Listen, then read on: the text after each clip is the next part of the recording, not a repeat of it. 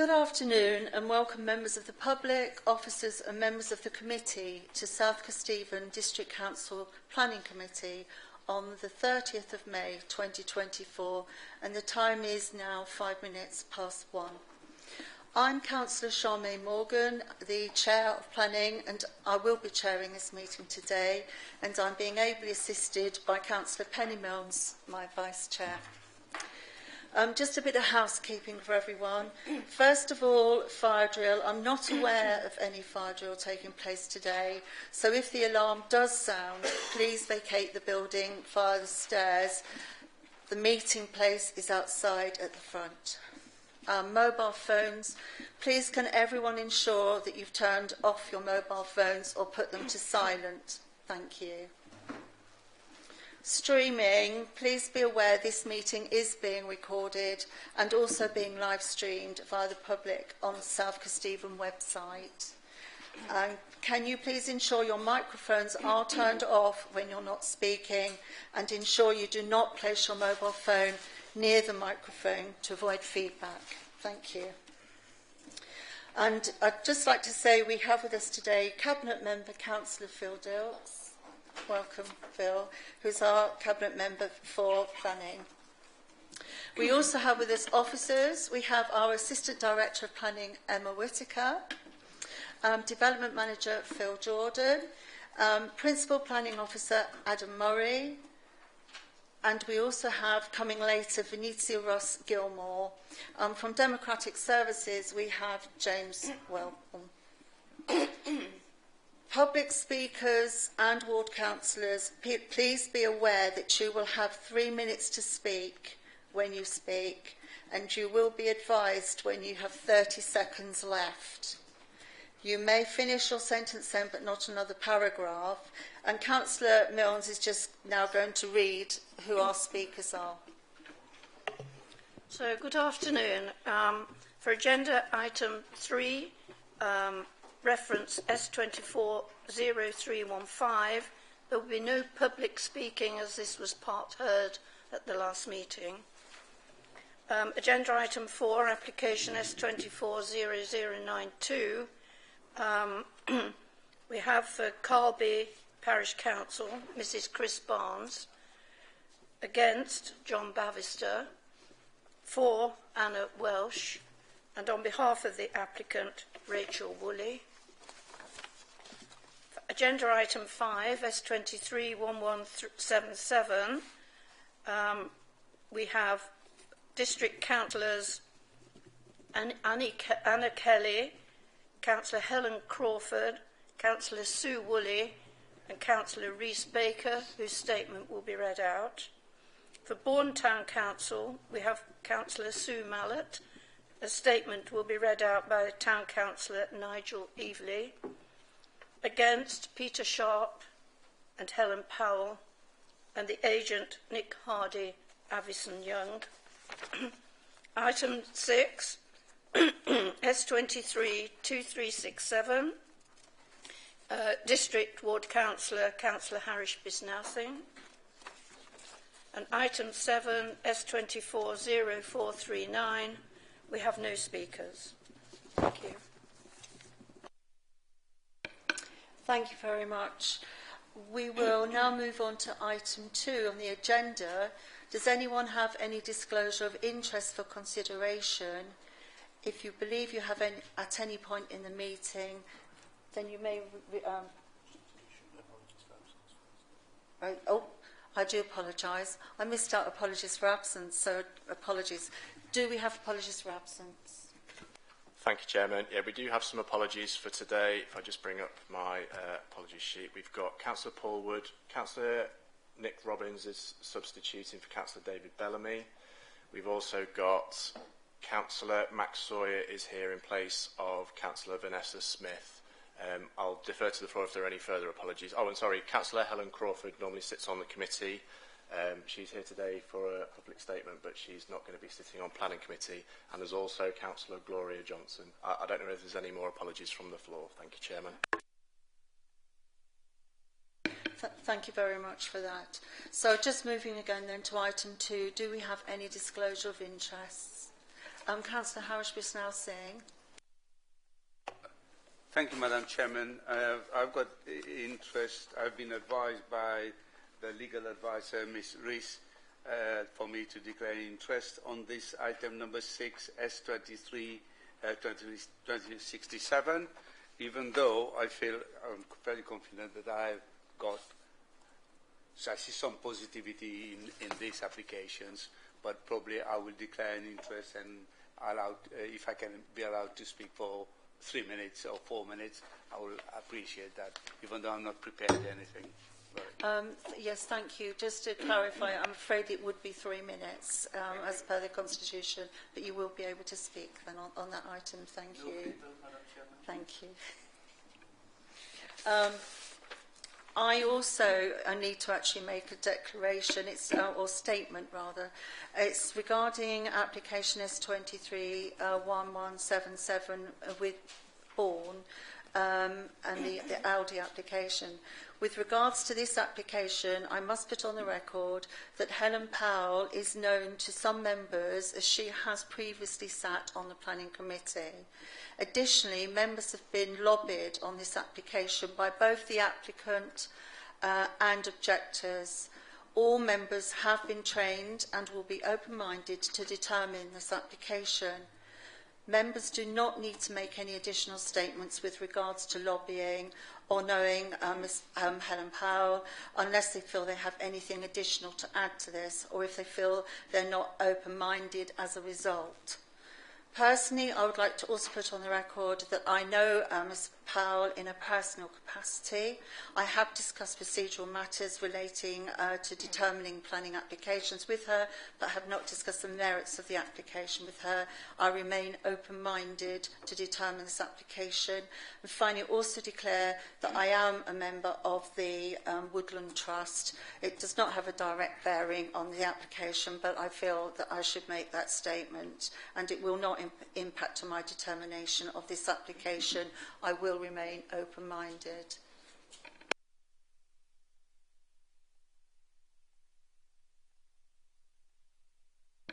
Councillor Fellows. I do perhaps need to register an interest in as much as I am a member of Bourne Town Council, and I know that Bourne Town Council will be making a statement. During any discussions at Bourne Town Council, I did not take part and I did not vote. So I would like permission, obviously, to carry on with the meeting and also dispensation to vote. Yeah. Thank you for that. That's fine. Thank you very much. Is there anybody else who needs to make any declaration? No? Thank you. Now we move to item 3. Just to be aware that the minutes of the meeting, which were held on the 16th of May 2024, are not being provided today. We will not be voting on those today, just for your information. Because we've actually had an extra meeting slotted in, so they will be available for our next meeting. We have received some late papers. Has everyone seen the late papers? There are copies on your desks, so you should have those. Are you all happy to proceed, or would you like a couple of minutes to have an opportunity to read those papers? Happy to proceed. Thank you very much. In that case, we will now move on to agenda item 3. Agenda item 3 is S240315. This was an outline application for the erection of up to 6 dwellings with associated access and infrastructure, 30 East Street, Rippingale. This application was part heard on the 16th of May 2024. So please note that only members of the committee present on that day may actually take part in the debate and vote on this application. Our Democratic Services Officer, James, will now confirm which committee members this applies to. Thank you. Thank you, Chairman. Looking at the attendance list for the meeting on the 16th of May, which is, I believe, when it was first heard, I've got yourself, Chairman. Councillor Harris-Bisnell-Singh was also present, Councillor Pam Bird, Councillor Paul Fellows, Councillor Tim Harrison, Councillor Penny Milnes, Councillor Sarah Trotter were all present, so they would be able to hear this item and then make a decision on that. Any other members that are present today, either as substitutes or as new members, were not present at that meeting, and therefore I would not see them as voting unless Emma tells me any differently from a planning perspective. Thank you, Chairman. Thank you. And just to confirm, they would not be able to take part in the debate either on this matter. So what I'd like to do now is just ask our officer, I believe it's Adam Murray, who will be just recapping on the key material details. We don't want to repeat how far we got last time, but we thought it's important to do a recap at this stage of the key material details of the application before we then move to debate and a vote. Thank you.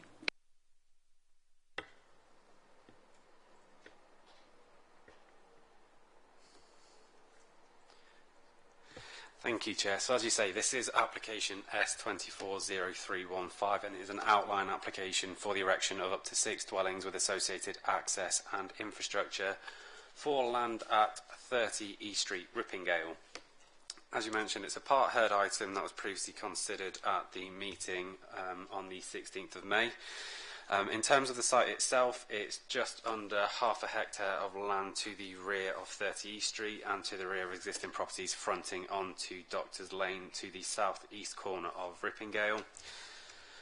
It's fronted by 30 East Street and then to the west by those properties, and then to the south and east by open countryside. And the site has clearly defined boundaries on all sides. Current application is an outline application with all matters reserved for the erection of up to 6 dwellings, with associated access and infrastructure. The scheme would comprise of 6 bungalows developed to category M42 compliance standards to provide elderly accommodation for elderly residents, and the scheme's being accompanied by the indicative site layout on the screen in front of you, which demonstrates how the site could accommodate 6 dwellings. As I say, this is illustrative only and not for consideration as part of the current application. In terms of the key issues for consideration, then, it relates to the principle of development only. There has been a previous application for development of the same description that was refused in May of 2023.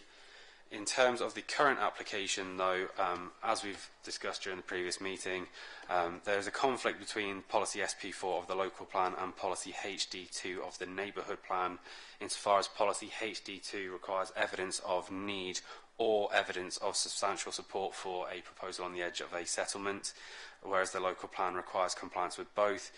Because the neighbourhood plan was made after the local plan was adopted, the conflict between those policies falls in favour of that neighbourhood plan policy. The application has been supported by a housing needs assessment, which demonstrates need for single-storey dwellings within Rippingale, and there's also further evidence of need within Rippingale by the Affordable Housing Officer's comments, which has demonstrated that the housing register also has people awaiting bungalows within Rippingale, and therefore on that basis it's the officer assessment that there is suitable evidence that there is a local need for housing and therefore complies with policy HD2 of the neighbourhood plan. Conditions are proposed within your schedule of conditions to secure the scheme as bungalows and for compliance with Part M42 to ensure that the scheme comes forward in accordance with the identified need. So in terms of that plan and balance, the scheme does provide 6 dwellings which would meet an identified need for local housing, and there are economic benefits associated with the construction and occupation of the scheme. Invariably, the scheme results in the loss of an undeveloped agricultural site, and that would result in a change in the character and appearance of the site, albeit that the actual detailed impact falls to be considered as part of the reserve matters applications. So in terms of the overall assessment, it's the officer assessment that the application has addressed the previous reasons for refusal and that there's no material change in circumstances to reach an alternative conclusion on other matters. Therefore, it's the officer assessment that the scheme accords with the development plan as a whole, and there are no material considerations to indicate that permissions should be withheld. And therefore, the recommendation to committee is to authorise the Assistant Director to grant planning permission subject to conditions. Thank you, Chair. Thank you very much for that. Can I now put this to the floor? Do any of our members have anything they'd like to say on this or ask any questions? Thank you. Councillor Trotter. Thank you, Adam. I just want to go through again, you've obviously said that there's a need for bungalows in Rippingale, and I know I mentioned I don't want to go over old ground, and I said there is, I think there's in excess of 4 bungalows for sale in the village. Would you be kind enough just to reiterate to me the local, you say that there's a local need, which I'm finding hard to get, that people don't seem to be wanting to come into Rippingale to buy the bungalows, yet we're saying there is the local need, and obviously there's a lack of facilities as well in Rippingale. So if you could just answer that. Thank you very much. Yeah, happy to answer that, Councillor Trotter. So in terms of looking at local need, as you say, whilst there may be properties currently advertised for sale within Rippingale bungalows, that obviously is a very snapshot picture. What the local housing needs assessment does is look at a more wider view, so it looks at the demographic trends, looks also in terms of what permissions there are, etc., and starts to sort of trend that out to look at what the need is over a longer period of time. Now, if I just bring up a couple of extracts from the housing needs assessment, which might help with that. So what you've got on the screen here is an assessment in terms of the mix of properties within Rippingale, and what that demonstrates is that Rippingale, as opposed to both the district and national averages, has a high proportion of larger properties. And then what you've also got on this next slide looks at what the actual household composition of occupants of Rippingale are. So that looks at, along the bottom, what you can see there is whether the property is occupied by one person aged 66 or older, whether it's a single occupant on their own, whether it's a single family all aged 66 or over, whether it's family occupied, single person occupied, etc. Now, just 2 points to pick out of particular relevance here is this extract here shows the proportion for Rippingale in comparison to the district and national average. What that shows is single families where the occupants are both aged 66 or over. So what that shows is that your actual composition and household occupations in Rippingale at the moment are predominantly those people of retirement age that are occupying properties, and there is actually a relatively smaller proportion then. So when you start coming down this table in terms of younger couples, families, etc. with children, that's all below the district and national averages. Now, what that then means in terms of what the proposals are for bungalows is it's about generating that variation within the housing market, about providing opportunities for those current occupants of those larger properties that are of retirement age, etc., providing opportunities in terms of bungalows, accessible and adaptable properties, to create that market for people to downsize into, which then hopefully frees up these existing properties for those of family age, etc., encourages younger families then into the village. And again, it's just pulling that out. So in terms of the census data for the age structure for Rippingale, again, if you look down towards the bottom end of this table in comparison to the top, what you've got is that predominantly older population in Rippingale and a comparatively lower younger population. And then what this final table shows, it effectively looks at sort of that flow of housing. So it looks at the availability of housing coming onto the market, whether that matches what the need is in terms of the sort of age demographics, etc., in terms of the need, whether there's opportunities there, taking into account permissions, whether there's existing properties marketed, etc. Areas in green is where the need outstrips what the current supply is. So what you can see is that all of those different projections over the next 5 years, the need within the village outstrips what the projected availability would be based on what the housing market has demonstrated over a period of time. So as I say, it's all of that information that's pulled together through that housing needs assessment that assesses it over more than just the current snapshot, that demonstrates the evidence that there would appear to be a clear need over the coming years for properties of this type. That's really helpful. Thank you, Adam. I know I couldn't quite get my head around it last time, so it is helpful. Just one more question, if I'm able to, Madam, a short question. Yes. I know it's outline planning permission. I think the big worry is the number of houses, bungalows, and I think on a small site and a bad road, I get into with highways. Are you able to comment, would there be any scope for reduction in housing, or is this not the place now to talk about that here? So what you've got is, as you say, it's an outline application, and the condition on there says it's permitted for up to 6 dwellings. So that could effectively mean that whoever looks to develop the site may come in and say that they want only 3 dwellings on that site.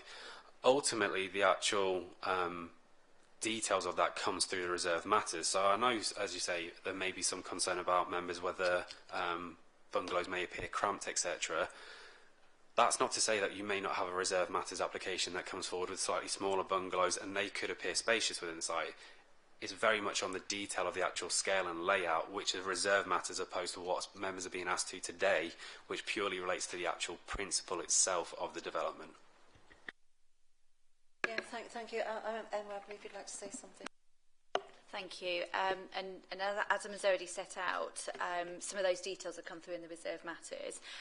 But in relation to the high-risk points, because I think you just very briefly mentioned the access road, the application's been assessed on the maximum quantum of development, which would be 6 units, 6 bungalows on that particular site. So you wouldn't be able to go back on that point at a later date in terms of we would be approving up to 6. That means 6 could be acceptable. If the detail of those 6 is not acceptable, so the footprints are too big, we can get those smaller. If the heights are too high in relation to neighbouring properties, we can get reductions. But you'd have to accept that there would be up to 6 on that proposal if we approve this today. Thank you. Thank you for that. Councillor Bishnar Singh. Thank you, Madam Chairman. Thank you, Adam, for the presentations. It looks like we've got a conflict here. According to your graph, you say we need probably more younger family to be settling in the village, as we have got a lot of older generations. However, I also feel that under SP4, development at the edge of settlement, it seems to be, there's no overall support from the residents of the village for this particular development. So I just wonder, will it be better to have a different sort of application that will cater for the younger families for this one? Ultimately, Council is now saying there's multiple different ways that you can provide opportunities for younger people to move into a village. And that may be that you actually provide direct development which specifically caters for that younger population, or it may be through something such as this where you're providing opportunities to try and release some of that existing stock within the village. So it's still trying to target the same sort of market and still trying to encourage the same opportunities. It's just an alternative way of actually going about achieving that. Thank you. Just checking that there is nobody else actually wishing to speak. Do we have anyone wishing to make a proposal? Councillor Sawyer. Sorry, Councillor Sawyer, you weren't present at our last meeting, so you can't speak on this one. Thank you very much. I don't appear to have anybody wishing to speak. Oh, Councillor Fellows. Thank you, Chair. Having closely listened to, obviously, at the last meeting, now listen to this, I have to say that I am persuaded by the information given by Adam and the reason for the sense in this proposal. I can totally understand why local residents may not want a development like this, but I find it hard to find an actual reason to turn down this development. I said I'm persuaded by the argument. I am. It allows people who are living singularly in bigger houses in the village to have an option to stay within the village. Now, they may take that or not, but I actually don't see that as a purpose of our committee. If we pass this as an outline proposal and up to 6 bungalows are built there, whoever goes to live there, that's not our choice. But as I said, I am persuaded by the argument that it allows a choice of people to move, to stay in the village, but to have a house that suits their needs. And that person may be an older person, maybe a younger person. But so far, I can't find any reason to turn down this application. So I propose that we accept the officer's recommendation for this. Thank you very much. And do we have a seconder? Councillor Harrison? Thank you very much. In that case, what I'd like to do is move to the vote. So all in favour, please raise your hands.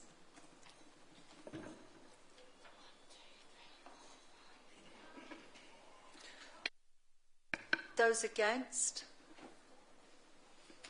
And any abstentions? Max is not voting. Sorry, Max, you cannot vote. Sorry.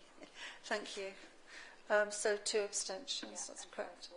5 for this application. So that's just to confirm this application has been approved by this committee. Thank you.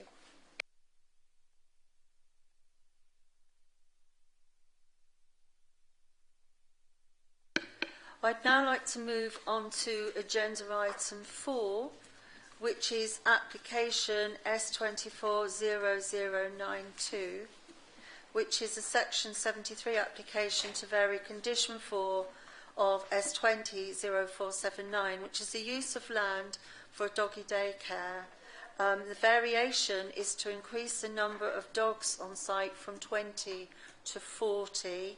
I'd now like to hand over to our officer, Adam Murray, for a presentation. Thank you.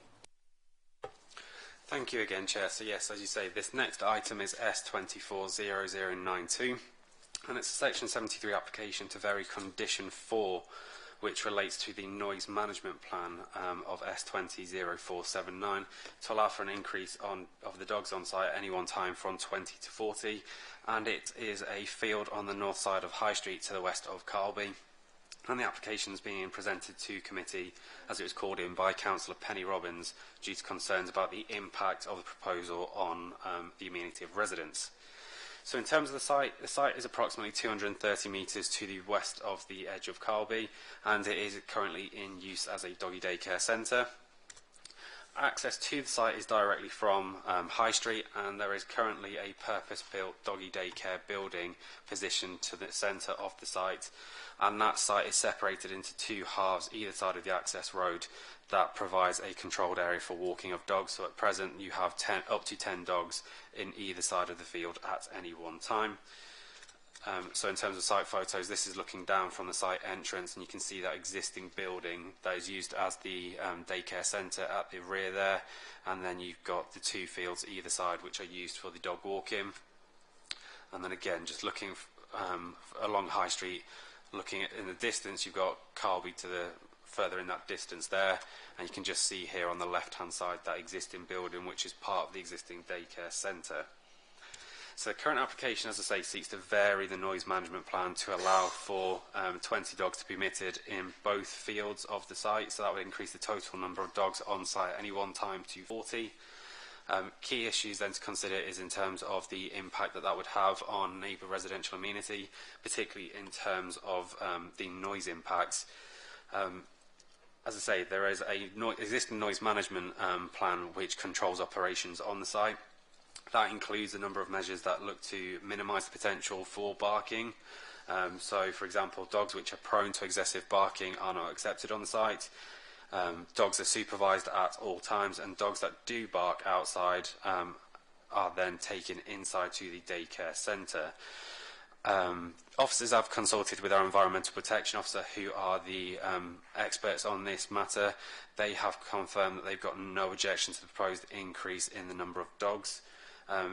Important just to note in terms of your late items paper, there's just a couple of revisions to some of the other conditions, just taking the opportunity to tidy up some of the issues with some of those conditions as well. So in terms of that overall assessment, it's officer assessment that there is no significant adverse impact on neighbour and residential amenity, no other material considerations to justify withholding permission, so therefore the recommendation is to authorise the Assistant Director to grant planning permission subject to the conditions in your papers. Thank you, Chair. Thank you very much. We will now move on to our speakers. So if we could have from Carlby Parish Council, please, Councillor Chris Barnes. Is Chris Barnes here? Thank you.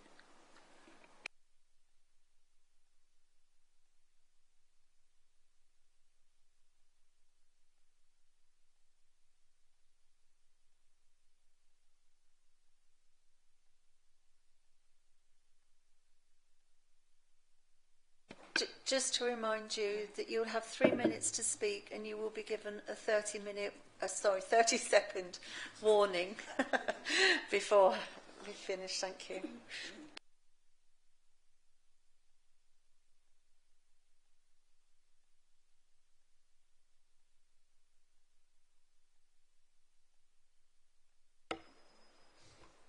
Carlby Parish Council object to the proposed expansion of Maggie's Maids. Initial permission for 20 daycare dogs was acceptable until breached and dog numbers exceeded 20. Dog barking noise and consequent loss of amenity value became an issue with residents on the west side of Carlby, nearest the site and downwind of the prevailing westerlies. A visit from the Planning Enforcement Officer resulted in a reversion to the permitted 20 dogs condition and amenity value was restored. Application on the 30th of May 23 requested change of use of the additional rear field from open countryside to dog walking facility. Councillors did a verbal survey of residents and at open forum of the Parish Council meeting of 18th of July 23, one point raised was how dog walking was being conducted. The applicant confirmed the dogs run free and are not walked on leads. On the 13th of October 23, this application was approved for no more than 20 dogs at one time in the rear field. A full summer has not passed since permission was granted, so residents of Carlby have not had time to evaluate the anticipated noise level and its impact on them in the summer months when using their outdoor space. Maggie's Mates has much support on social media, but a large percentage of their clients reside outside the parish of Carlby, so their comments cannot be deemed relevant. Few letters of objection does not imply no objections. Comments to the parish council have been given verbally, in confidence, from residents wishing for anonymity who feel unable to speak out against the family they have known for many years. We respect and represent these views. It needs to be noted this request, dated 10th of January 24, was not officially posted on their gate until the 14th of March 24, giving hardly any time for residents to be aware of or comment on. As all dogs run free, approving this increase will result in more interaction, excitement and barking from a total of 60 dogs, 40 of which would be daycare dogs in adjacent fields close to the village. This will revert back to the loss of amenity as proven last year when the existing condition of 20 dogs was breached. That's time. Thank you very much. Thank you. We have a maximum of 10 minutes for questions at this point, and they need to relate to the statement that's been made. Does anybody have a question that they would like to ask? Councillor Trotter. Thank you. I just wanted to know, I come from dog kennel family, I was brought up dog kennels. The noise level, is it worse? Are you able to comment? Is it worse at feed time? So do you think with the double amount of dogs, is it loud at the moment, excessive? Because I understand you're not the closest to 200. Are you able to answer that? I'm sorry, Councillor Trotter, I don't think it would be fair to ask the Parish Council that wouldn't be on site to know that.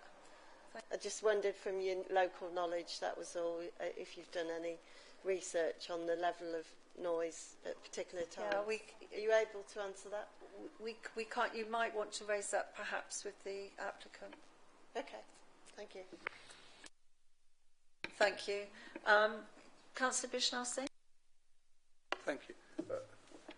You did mention at the early part of your speech that the orders, the previous planning orders were breached. Yeah.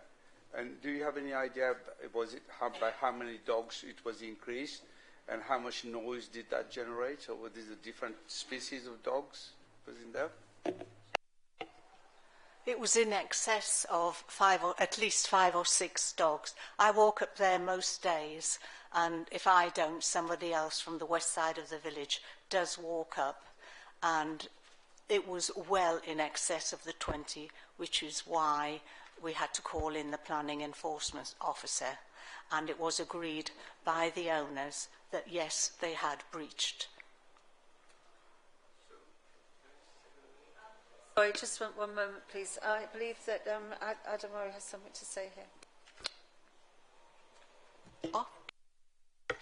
Yeah, so just in terms of the breach of the previous planning conditions, I think it's just to give a little bit of context for members. What you have at the moment is you've got the planning permission which restricts use of that site for up to 20 dogs, 10 in either field. Alongside that, the applicants and operators have applied for the licence to actually run the site. Now, unfortunately, what you've ended up with is a situation where the licence permits up to 40 dogs on that site, but the planning permission permits only up to 20. So the applicant sort of, unfortunately, has operated what they believe in accordance with the licence without realising in doing so that they've got a breach in terms of the planning condition. Now, as the parish council said, that's then been highlighted to them through the enforcement officer, and as we understand it, they've then returned back to the 20 dog limit on the existing permission whilst they go through this process of the planning application. So just to give a little bit of context, it's an unfortunate situation, but obviously we've got a planning application that we have to consider on its own merits today. Thank you. Councillor Bishnas. Yeah, thank you very much for the clarifications. If you saw initially that permission was granted for 40 but limited to 20, is that what I hear? Sorry, Councillor Bishnas, at this point we're just asking questions to our speaker. All right. Thank you.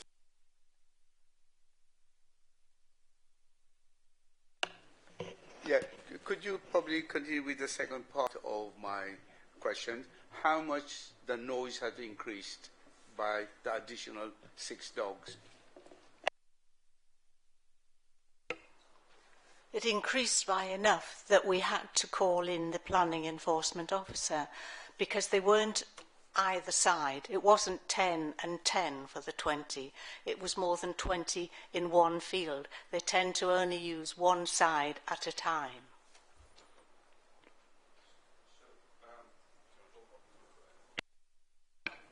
So you feel that the increase, probably there might be 40 dogs in one field, hence the noise will increase, or there'll be a separate field? I understand Emma would like to say something. Thank you. I think really we need to go back to the constitution and the protocols for the questioning. So we invite members of the public, town councils, ward councillors here to speak and to explain to the planning committee what their objections or reasons for supporting an application are. The point of the questions is to seek clarification over points that they have raised. So, for example, it might be something where they've referenced a particular window and you might want to know which room that was serving, for example, if we were talking about overlooking. Sometimes I think we're in danger of straying into asking additional questions and effectively extending the speaker's time slot, and also asking questions where perhaps the speaker's not qualified. We've heard and we understand that there was a concern with noise and that led to the enforcement complaint. But with respect to the town council, they've not been out with noise monitoring equipment. So we know that there's an increase in noise, and I think that's what you need to take away from that. There's no point pushing that further because the parish council's not been out with that noise recording equipment, so they can't give you that accurate information, I'm afraid. Thank you. Thank you very much. Councillor Sawyer. Thank you, Chairman. Could we see the objections received by the parish council? For 2 reasons. Firstly, unless we do, they only have the status of hearsay. And secondly, personally, I'm not a great fan of anonymity. It is my belief that if someone has an opinion, they should put their name to it. Can I say that is not a direct question to our public speaker now, and Sorry, I thought it was asking if we could see the objections. we would not be able to do that at this time. All evidence that could be presented, the opportunity was provided before the papers were produced, and also any public representations to SKDC would be available online. Thank you very much. Thank you. And I'd like to call our next speaker, please, Mr. John Bavister.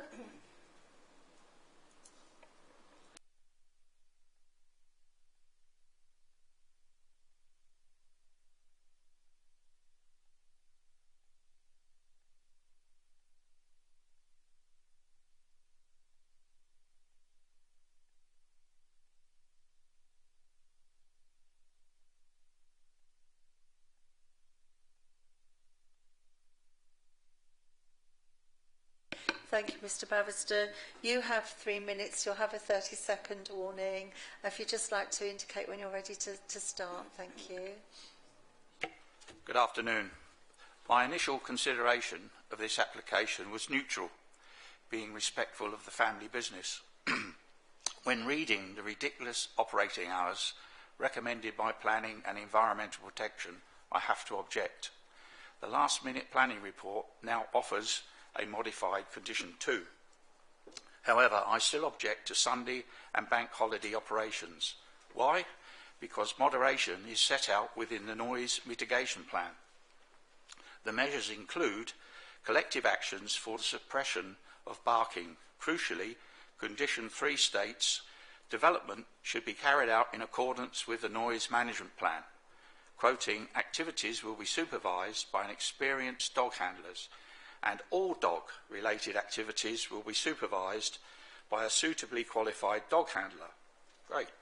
However, the site is rented out over the weekends and bank holidays to members of the public, where there is no requirement to include an employee on site to apply and reinforce the management plan, supervision being a prerequisite of any use to comply with condition 3. The report claims that to allow up to 40 dogs on the site has been demonstrated not to result in any unacceptable adverse impact. I am at a loss as to how this has been demonstrated. Previously, when the number of dogs violated the condition of 20, there was a continued audible impact. Past violation of dog numbers is evidential to nuisance barking, adversely impacting on residents' amenity. Condition 2 states operation outside these hours would result in unacceptable levels of noise nuisance to local residents. So they know it does. It has not been demonstrated. Inside these hours, it is also not acceptable to disrupt local residents' peaceful outside space. Therefore, no operation at weekends and bank holidays, please. A repetitive number of the same objection is deemed non-material, not a planning reason to refuse, which implies the high number of repetitive supports received without material substance from customers using the facility, blatantly in denial of the noise of their dogs make, is not a planning reason to approve. I thank you for your consideration to reasonable dog numbers and restraint of weekend operations hours. And thank the farmer for planting a moderating hedge, better appreciated in the fullness of time. Thank you, Chair. Thank you very much for that. Do we have any questions of our speaker? Councillor Robbins, thank you. Yeah, thank you. Can you just explain what you said about the dogs that were 40 to 60? I don't quite understand. I thought the application was for 40, but you actually mentioned 60. Can you just elaborate on that a bit, please? Yes, the applicant can help on that, but there are two sites. The front site that we've seen on the planning application in front of you today, and there is a rear field, which is a slightly larger field, which is the site that has planning application for additional 20 dogs on that to be walked off of the lead. So in total, if this application is approved, you will have 60 dogs running free on both sites. And we do know that when the licensing belief of 40 dogs and not 20, that did cause a problem within the village. Thank you for that. Did you have a follow-up, Councillor Robbins? Are you happy with that? Thank you. Do we have any more questions? No. Thank you very much.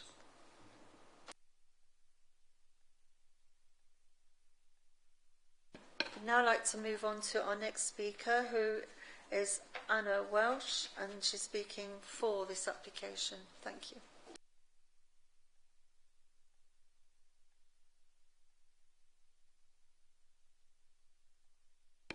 And just a reminder that you have 3 minutes and you'll be given a 30-second warning. Thank you.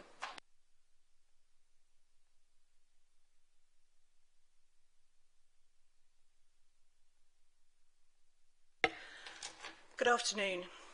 So Maggie's Mates is already a shining example of a council supporting local farmers to diversify in order to survive these very difficult times. This family's repurposed their own land to set up an appropriate rural business, made huge investments into the facilities which far exceed requirements, developed a fabulous reputation and acted in an open, honest manner with the process in order to be fully compliant. There was one objection, I believe, on the portal, the councillor previously asked, versus 50 supportive letters. So I speak for the 50+ people who took the time to write letters of representation to show their support for this local business. I spend a large part of my time in Carlby, and my daughter works as a childminder for a family on the west side, closest to Maggie's Mates, which is so far out of the village as to be neither visible nor audible. So I can say with absolute certainty that the level of noise from Maggie's Mates does not limit residents' ability to enjoy their homes and gardens in any way. Selfish dog owners will always be a problem, but not so at Maggie's Mates, where dogs are taken inside. They have purpose-built buildings. They're taken inside if they bark persistently or stimulated and exercised so that they do not.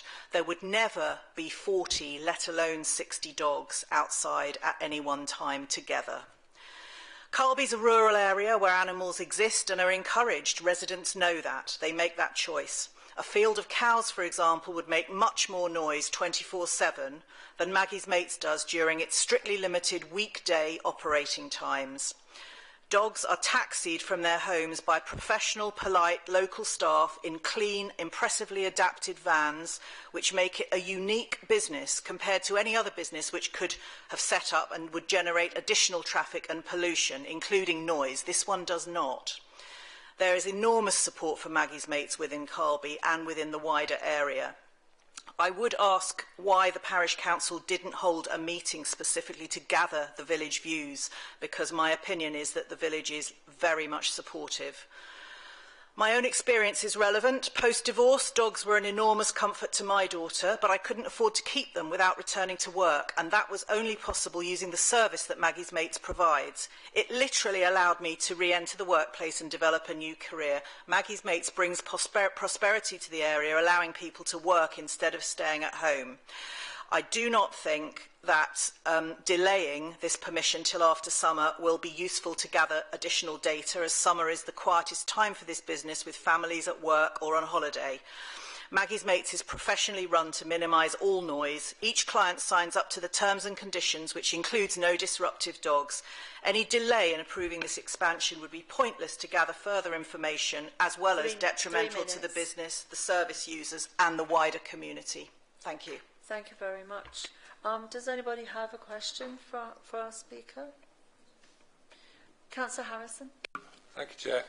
You mentioned the distance from the curtailment of the village. I'm looking on Google Earth. It looks quite a way. Do you have any idea of what that actual distance is, please? I believe that this gentleman showed you in the photographs. It's 230 metres, and that's to the entrance. So we're talking about a number of fields which are set back from that entrance a significant way. Thank you. I have a question, if I may. You mentioned about the dogs being taken inside during operating times. Can you just clarify what the situation is at the weekend? Yes, there is at the weekend, doggy daycare, as far as I know, does not operate, although I understand there is a permission for them to operate limited hours if they choose. I don't think they do choose. However, dog walking is run as a separate business, dog field hire, and I understand that that was dealt with under totally separate planning permission, is approved and is run like every other dog hire business in the area. That does not include the indoor facilities, but I understood that today is specifically to raise the number of dogs for dog care, which absolutely does include the indoor facilities. The dogs spend a large part of their days in the indoor facilities. Thank you very much. Thank you. Councillor Bird. Thank you very much, Chairman. Just wanting to get my head round with if dogs are taken potentially indoors and outdoors, are you able to just clarify what the staff ratio is for a group of dogs? Yes, sorry, I can't.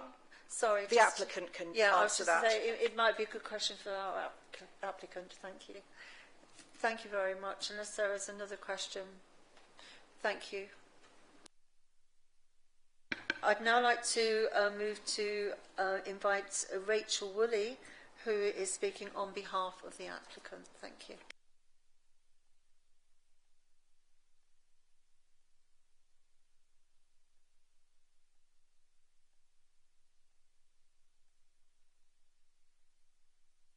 Thank you. Again, you will have 3 minutes if you want to indicate when you're ready, and we'll give you a 30-second warning. Thank you. Hi, I'm Rachel and I'm the owner of Maggie's Mates. Firstly, I'd just like to address a point made by the Parish Council. When the breach happened, it was myself that called the enforcement because I was absolutely terrified I'd done something wrong, and it was a genuine mistake in terms of the licensing. I'd like to explain how the daycare centre runs. Before any dogs accepted into our care, we have a full meet and greet process followed by a full trial day. This ensures the dogs are well suited to the environment. We have a zero tolerance approach to any disruptive behaviour. This includes excessive barking, chewing, any aggression, anything like that. We're essentially a nursery for dogs. The dogs are transported in our crated vans and they arrive at the centre between 8 and 9 a.m. They're then taken home between 4 and 5 p.m. The days are extremely structured for the dogs. This includes downtime indoors, exercise, lunch and stimulation activities. The dogs are supervised all day, they're never left unattended. This ensures they're content and they're well cared for. When the dogs arrive, they're separated into groups of 10 in 2 individual areas. This will be mirrored, hopefully, on the other side of the field for the additional 20 dogs, meaning 40 dogs will not be running together, but instead kept in their sections of 10 throughout the day. The daycare centre is fully licensed under the DEFRA guidelines. We also have regular unannounced council inspections. I'd like to talk about the walking field to explain how 60 dogs will not be on site together. The walking field is located further still from the village via a completely separate access to our daycare centre, meaning the daycare and walking dogs are totally separated in completely different locations. The walking vans are staggered, with the first walk starting around 9 a.m. and the last van leaving around 2:30. This means the rest of the day the field is completely empty. We have an overwhelming amount of support from local residents, both those who use our services and also people in the village that don't use our services and don't own a dog. We employ local people and we're incredibly lucky to be in this position where the business has grown so much in the last 4 years. I personally attended parish council meetings, ensuring we work with the village, and at the last recorded meeting it was agreed by everyone that since the business has been restructured and adding the additional walking field, there's been no disruption. This, I feel, has been proven, as I believe we've had no formal complaints and only one objection from the general public in the entire time we've been open. We also, as mentioned by Councillor Barrister, have planted a hedge, which was asked of us at the parish council meeting. I started Maggie's Mates during COVID as a diversification of our small farm. We're the only daycare centre in the area, and people rely on this service to go about their day-to-day lives, knowing their dogs are well cared for with us. Thank you so much. Thank you very much. Do we have any questions now for our speaker? Councillor Robbins. Sorry. Thank you for that, Sir Anna. I'm bemused by the opening hours. I wonder if you can explain I'm not too bad with 24-hour clocks, but the way I read it here on the conditions is 6:30 till 7 o'clock on Monday to Friday. Then you're closed until 12 o'clock noon on Saturday, and then until 1 o'clock on Sunday morning, which is bizarre, because if a dog barks at, say, I don't know, 100 decibels, 110 decibels, you'll allow a dog to bark, but you can't push a car horn after 11:30, which seems bizarre to me. So then you open from 12 noon Saturday till 1 o'clock Sunday morning, and then you reopen, or you're allowed to open from 5 o'clock until 11 o'clock on Sundays and bank holidays. I don't understand that. No, I totally agree. The hours needed looking at, which I believe the case officer has done. We were also extremely confused when we looked at that. We thought that the hours didn't make sense, so they definitely need amending, which I believe they have been. If I can clarify now, if we look at the late papers, the ongoing conditions would actually be for hours of operation 7:30 until 1800 hours, Mondays to Fridays, 9 o'clock till 14:30, Saturdays and Sundays and bank holidays. Obviously, if members weren't happy with that, we can discuss that later. Do we have any more questions for the applicant? Councillor Burke. Yes, thank you. It will be the same question that I asked previously. With the number of dogs, what is your staffing ratio in terms of capacity to move dogs about and actually physically work with them? Thank you. So we go from the DEFRA guidelines with the animal welfare, and it's 1 staff to 10 dogs on site. However, I'm usually on site as sort of a reserve, and we have to have reserve people in Carby, which is my mum, my dad, my sister, in case somebody goes off sick, and then that staff member's then not there to care for those dogs. So it's, 1 to 10. Thank you very much. Do we have any more questions? Oh, sorry, Councillor Harrison. Thank you, Chair. Just looking at your website, you said earlier that there will be no point when there's 60 dogs out at any one time, and you've got 9 different areas with a great variation there of things for the dogs to do. But you categorically state that at no time will all 60 dogs be outside at that one time, yeah? Because the walking field is located in a different area, these dogs are not in the same site, so it's physically impossible for the walking dogs to be on the same site with the daycare dogs. What we do is we've internally fenced the field so that there's 10 dogs in each section. This ensures that that staff member is in control of those dogs, feeding, stimulation, downtime. So the dogs will go inside for downtime at different parts of the day, meaning there's 10 dogs out here, the 10 dogs are away sleeping. And in the summer, we sometimes put the beds outside. The dogs, anyone that owns a dog will know they're very docile in the summer. They'll sleep outside, sunbathe. So in the summer, there might be more dogs out rather than them all being bundled inside because it's nicer for them. But yeah, they just can't be 60 dogs on site. It's not possible. Thank you. Councillor Robbins and then Councillor Trotter. It says in the, I think 8.3 that the noise management plan from 8th of May 2020, but there will be another management plan, noise management plan to be received. Why hasn't that come forward with this application? I believe it said that it just needs to be amended to the 40 dogs, and we've not been approved it yet, so it's not been amended yet, I think. Yeah, it's as the applicant says, there's an existing noise management plan that refers to the 20 dogs. The reference in 8.3 is that management plan that covers the operations of the site is effectively going to be updated as part of this consideration of this application. So that's a reference. What you're effectively doing as part of this section 73 is varying that condition so that it refers to the management plan that then refers to 40 dogs as opposed to 20 dogs.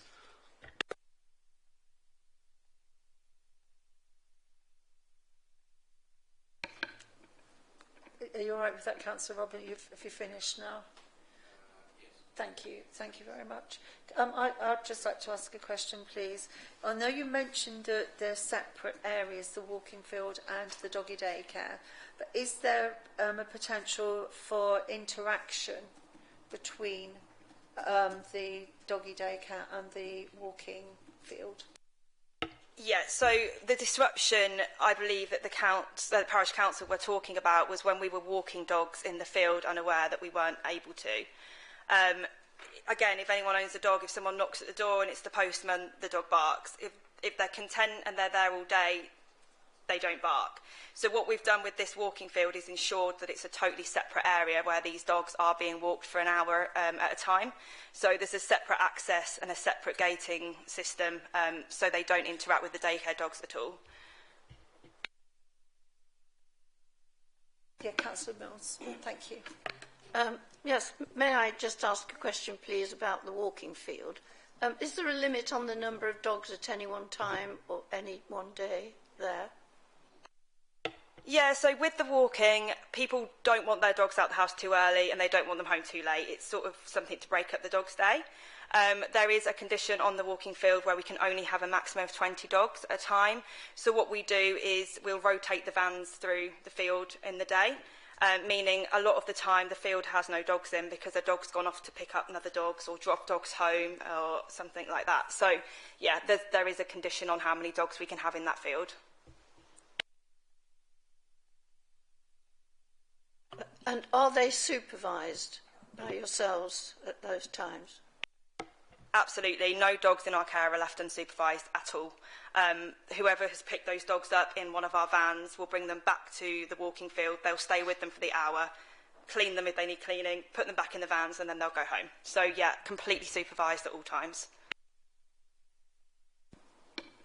Thank you. Actually, on that front, then, so you've separated the walking field from the main application, the doggy daycare, but there is an interaction then in the sense that, from what you're saying, you would use that field to walk the dogs on the dog, or have I misunderstood what you're saying? Yeah, sorry. So they're two separate services completely. Yeah, so the doggy daycare, the dogs are brought in the morning between 8 o'clock and 9 o'clock in the morning, and they stay there all day. So it's pretty much like them being in someone's house with a big garden with their friends. So, yeah, that's kind of where they are. And then the dog walking, it's a separate service, it's a separate booking. So the daycare dogs don't leave the daycare centre, whereas the walking dogs will come in and out of the separate field, if that makes sense. Yes, thank you. I asked a question earlier and was told it wasn't appropriate then. So just to ask it now, it's regarding the weekend supervision of the site. Yeah. Can you just go through that, please? Yeah, so on a weekend, some of our clients will go and do sort of recall training or walk their dogs in a secure field rather than going on a footpath. A lot of my staff do pet sitting as well, so they'll occasionally use the field on a weekend to exercise the dogs they're pet sitting from people's homes. But of course, I'm not on site on the weekend, but there is never more than 1 or 2 dogs in the whole place at all. To be supervised, which I guess would be no different to them being on a footpath. Thank you. So just to clarify, you're saying there was no actual official supervision at that point? No, sorry. So they're supervised with whoever's with that dog. They're not just put in the field and left there. So if, say, Lisa, who works for me, is pet sitting, she'll be walking those dogs in that field on the weekend, but she'll be with them. But otherwise it's open to members of the public. That point was raised earlier, is that correct? So normally just my clients are able to book the field and use it just to exercise their one dog. Thank you very much. Thank you. I'll just check. Oh, Councillor Bird. Yes, thank you. Yes, I was just making sure that I'm clear on that point as well. So the doggy daycare is only Monday to Friday, and you're not necessarily on site, and your staff aren't on site over the weekends, and there's unlikely to be more than 4 or 5 dogs, say, at the weekend, so that this number of dogs that we're looking at we're really talking Monday to Friday rather than the weekends, is that? Yeah, so I don't believe there's ever been any issue with the weekends and just the odd person using it for their dog or 2 dogs at a time. But the doggy daycare is something we only run during working hours, Monday to Friday. Thank you. Thank you very much. Thank you. I'd now like to thank you very much. Thank you. I'd now like to move forward we'll combine questions for the officer and also if anyone wants to debate, that's great. Please do feel free to go ahead. Does anyone want to start the ball rolling? Councillor Bisnell-Singh? Yes. Thank you, Madam Chairman. I think I just want some clarifications. We are only deciding on one application that's in front of us for increasing from 20 to 40. So we're not taking the walking dog at all. So I just wonder why was that introduced. Yeah, it's a totally confused matter. Come back. Yeah, just to clarify, it was the speakers who actually introduced the walking area, but it's perhaps worth mentioning that also what has changed or is proposed to change are the conditions around the hours of operation as well that were in the late papers. On page 5 of the late papers as well, which you might want to be considering too. Chair, if it helps members, if James could just kindly bring the screen up for us again. I've got a plan which will hopefully help give members a bit of clarification for what they're being asked to consider. So what you've got in front of the screen, on the screen in front of you at the minute, members, is outlined in red is effectively the land that is covered by the Doggy Daycare Centre. That is the site that you're being asked to consider as part of the revision to the noise management plan today. The discussion about the separate dog walking refers to the field to the rear here, which is covered by a separate planning permission. Now, whilst we're only considering the actual Doggy Daycare Centre, what you'll see from your officer report is that when Environmental Protection have commented on the application, they have been mindful of that potential cumulative impact in terms of the operations of the Doggy Daycare Centre and people using the dog walking field to the rear as well. Thank you. Councillor Bisnell-Singh. Just, again, thank you very much for bringing that picture on. Can you possibly classify from the red square to the edge of the broad thing where it goes with the other blue, where the built-up area is? What is the distance from there to there?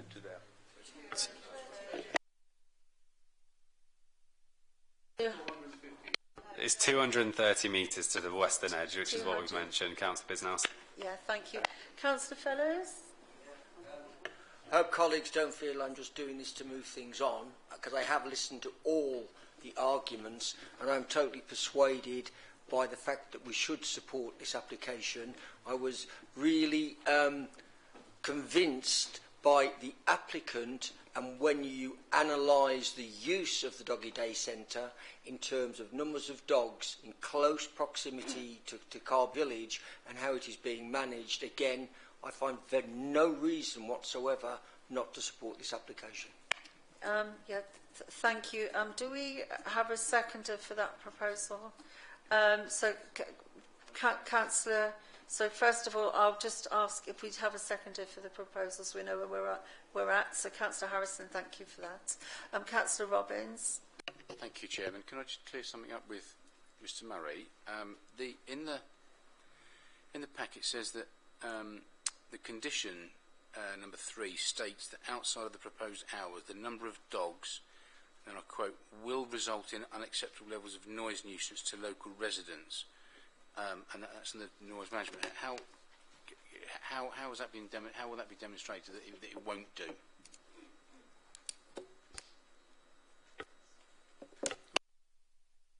So the operating hours effectively are a reflection in terms of a variation to what is considered to be permissible noise limits at different times of the day. So what I'm sure you'll appreciate, Councillor Robbins, is what's considered to be a noise disturbance for someone that is potentially sleeping, so during nighttime hours, will have a much lower threshold than what potentially would be acceptable during daytime hours. So effectively, that's what the noise the operating hours covered by the condition there are a reflection of, is that we believe that as a noise impact during daytime hours, and what the levels threshold is at that point, we believe it's acceptable.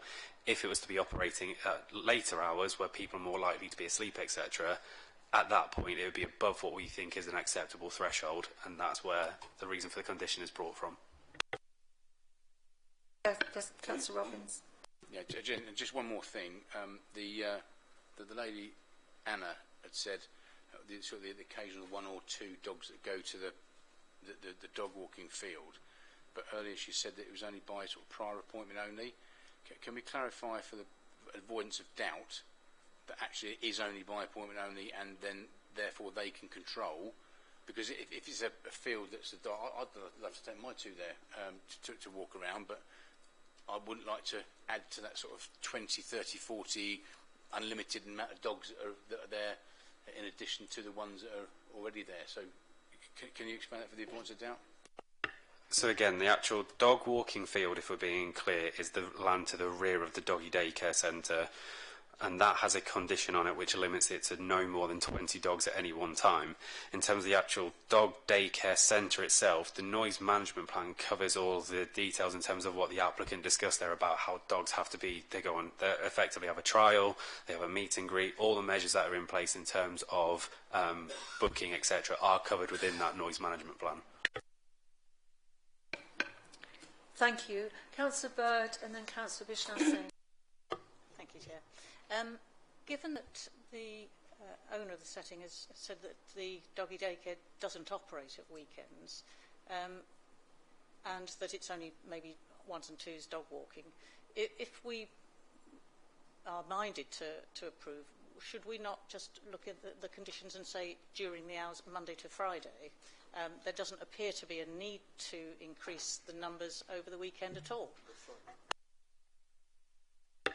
I mean, ultimately, it's the decision of the committee in terms of whether they want to impose additional conditions, different conditions, etc. If members felt it was appropriate to restrict use of the daycare centre, so that is Monday to Friday only, that is within the gift of the committee to put that forward as a condition. Ultimately, though, any sort of condition on that basis, you need to be comfortable that there's evidence to support it, and bear in mind what the existing sort of operating hours permitted under the existing permission are. Ultimately, whilst committee can look to impose a condition, and that can be included in a decision notice, an applicant does have a right to appeal against any condition. So, as I say, Councillor Bird, if members felt that's appropriate and feel that their evidence is there to support it, you can put that forward as a condition. Sorry, Councillor Bird is actually thinking, I was thinking as well, and the fact the applicant actually made a statement today saying that they actually only operate Monday to Friday, to me, is, unless I'm wrong, I'm happy to be corrected, is a sound reason to restrict the hours that should not impede on their business, but it's just giving reassurance that there will be that control around the use of the site at the weekends. So I would be happy to take that as a proposal, Councillor Bird. I'd be happy to second that amendment. And so we've already had a motion to recommend in accordance with the officer's to approve in accordance with the officer's recommendation. I'll start again. Teeth back in. It's going to be a long afternoon, so sorry. So we've already had a motion that's been moved and seconded to support the officer's recommendation. Unless that is withdrawn or the original proposer and seconder agree to amend that motion, then we would need to vote on that first, and if that fails, then we would be open to you, Councillor Morgan, to propose an alternative motion. Thank you, Councillor Fellows. I really do not want to accept that amendment to my motion because I do not think it is necessary at all, and as has been explained, it could be, we could be in a position of that amendment being objected to. I don't see any reason for it. I would like my motion to stand as it is. Thank you. Councillor Harrison. Yeah, and my seconding stands, as with Councillor Fellows there. I think, as we've been advised, we're opening ourselves up a can of worms there. We're putting a restriction, effectively putting a restriction on trade of these people. Can we do that? Is that really our remit to do? If they should have the option there to do that, should the need so arise. The whole complaints about this thing seem to centre around the noise, and we've heard about all the mitigations that have been brought in place. We even heard from one of the complainants thanking the farmer for putting a hedge in place, which obviously is going to grow in time and improve any sort of mitigation there with the travel of noise through wind or whatever. The actual thing is 230 metres away, 250 yards away or whatever. I think the applicant has done everything they can possibly do to push this forward. So no, I would like my seconding to stay as was, as Councillor Fellows, please. Right, thank you for that. What I'll do in that case is I'm going to go forward to a vote on the application. Sorry, Councillor was now saying. Is it regarding the proposal? I had a question to the officer, Madam Chairman, before you go to the vote. Can I do that? Yes. Thank you. I would very much like to know if we have got any from the Environmental Health Department, any reading of the daytime noise from when it was operating as 20, you know, what was the baseline, and what actually happened when they increased by 6 dogs, how much did it increase by? You know, I hope there will be a weighted DBA number. I think the short answer to that, Councillor Bisnausing, is no, we don't have that data in terms of what the different noise levels are. I think what we can also stress to give members a little bit of comfort is the fact that not only do you have the noise management plan, and obviously that encourages compliance in terms of the mitigation measures, etc., that we've discussed, but outside of that, if there is excessive levels of noise, you do have a statutory noise nuisance process as well that sits alongside any planning permission, etc. Now, one thing to obviously worth picking up on that in terms of potential increases of noise that may have happened in terms of the slight increase that occurred, is the Environmental Protection Team have confirmed that they've not actually had any statutory noise nuisance complaints at any time about the operation of the site. Are we not obliged, when we have got where people have raised concerns about noise, that we should measure what is a transient noise on that particular site, and then, you know, measure again when here we increase. If we increase from 20 to 40, I would say the noise would double from that. If I can just clarify, I understand that there haven't actually been any formal statutory complaints relating to the site's operation as it is, and in fact the concern that was actually raised, we were told, by the operator herself, because of issues around the conflict between the planning and the permissions and the licence. So that I don't think that we can take that at this point, although you have I think a valid concern there to consider.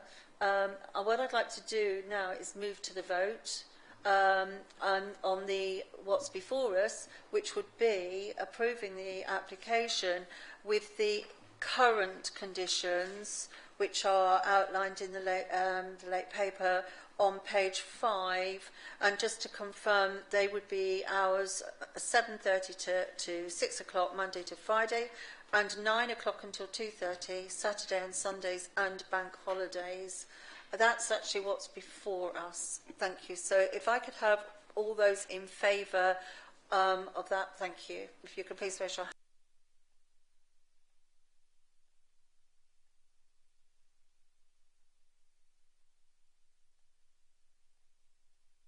All those against?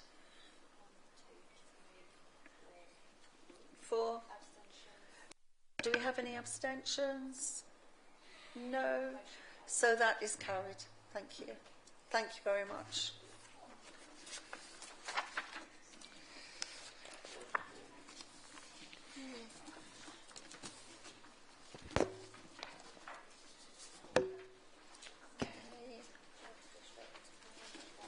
I'm wondering, was worth having a little break, actually, because we know Vaughan's going to be very long, isn't it?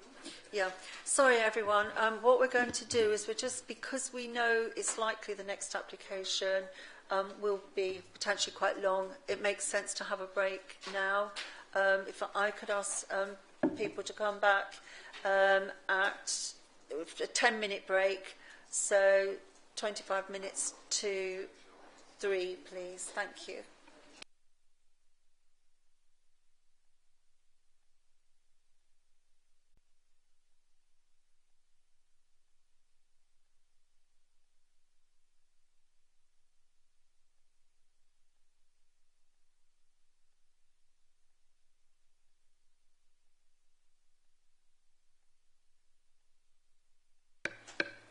Thank you. I apologise for slightly later return. It was just to support some people who got caught out by the car park.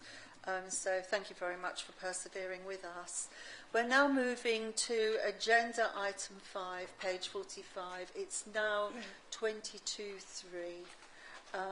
And we will be looking at application S23-1177, which is the construction of retail food store, land north of West Road, Bourne. And I would like to now hand over to our planning officer, Phil Jordan, who will present this case. Thank you.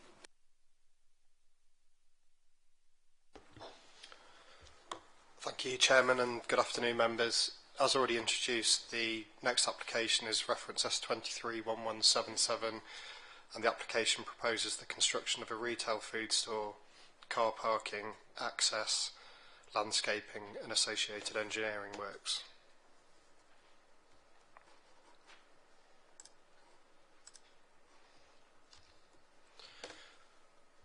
The first slide on the screen shows the site in its wider context, and as outlined by the red rectangle, there's just a few points I'd like to point out on this first slide. So a useful orientating point is the northern roundabout off Raymond Mays Way, which would provide access into the site. To the immediate south of the site you have Elsie Park residential development. This aerial photography has been a bit sort of superseded now, particularly members that are either familiar with the area or have been to the Bourne recently will know that much of this area is now further developed than the photography shown here. Zone 9, Taylor Wimpey site is almost built out completely, and both Zone 7 and Zone 8, which is the Bellway and David Wilson schemes, are currently under construction as well.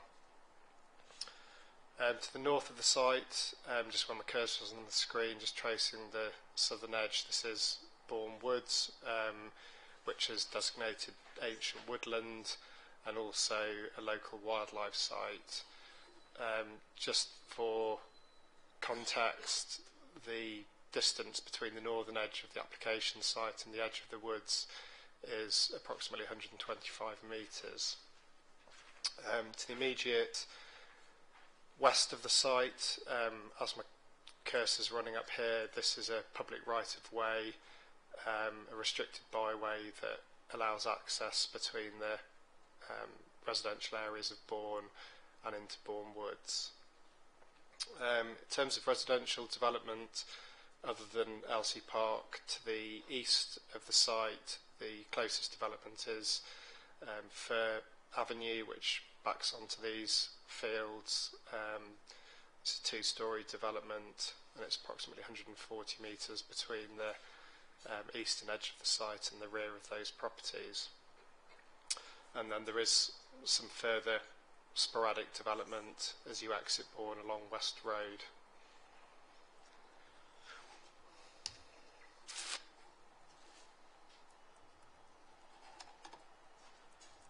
The next slides on the screen show some key views into the site as existing. So this first picture on the top of the screen here, this is a view from the junction of the A151 and the 6121 junction, so effectively looking down towards the site. The slide below, this is a view from West Road looking out towards the site, and you can see in the distance here Bourne Woods, and then this vegetation here, this is the existing vegetation along the edge of the public right-of-way. Next slide, this is looking out from Welland Drive, which is the Elsie Park development, looking obviously onto the roundabout, and you can see the existing lighting. Almost directly opposite here would be the access into the site. And then the final slide on the bottom, this is views towards the site from the public right-of-way. So you can see there's a field access along there, and also some gaps in the vegetation, which provides some sort of limited views into the site. So the site location plan, showing that on the context plan really, and I think this just provides a bit more detail in terms of the extent of the site and shows where that access into the site would come from the roundabout. Next slide on the screen there, this is the proposed layout. I think it's just, again, worth pointing out a few features that have been included in the scheme and would be secured by planning conditions. So to the northern extent of the site is proposed a new hedgerow to be planted, which includes hedgerow trees. Through the course of the application we did request a further offset from the hedgerow to the west of the site, and that's to ensure that this existing hedgerow and trees would be allowed sufficient protection between the built form and that existing vegetation. To the east of the site, in between the car park area and the access road, there's again a strip of soft landscaping which allows planting of trees and shrubs to, again, with the aim to help soften the development. The layout in totality, there's 127 parking spaces, of which 4 of those are electric charging bays, of which 2 are accessible, and then there's a further 12 accessible bays for disabled users and those with parents and children. Also included in that car parking area, there's provision for 8 cycling spaces. The store itself has a gross floor area of 1,865 metres, of which 1,315 metres would be the sales area. On the screen next is the elevational plans. A few things to point out here.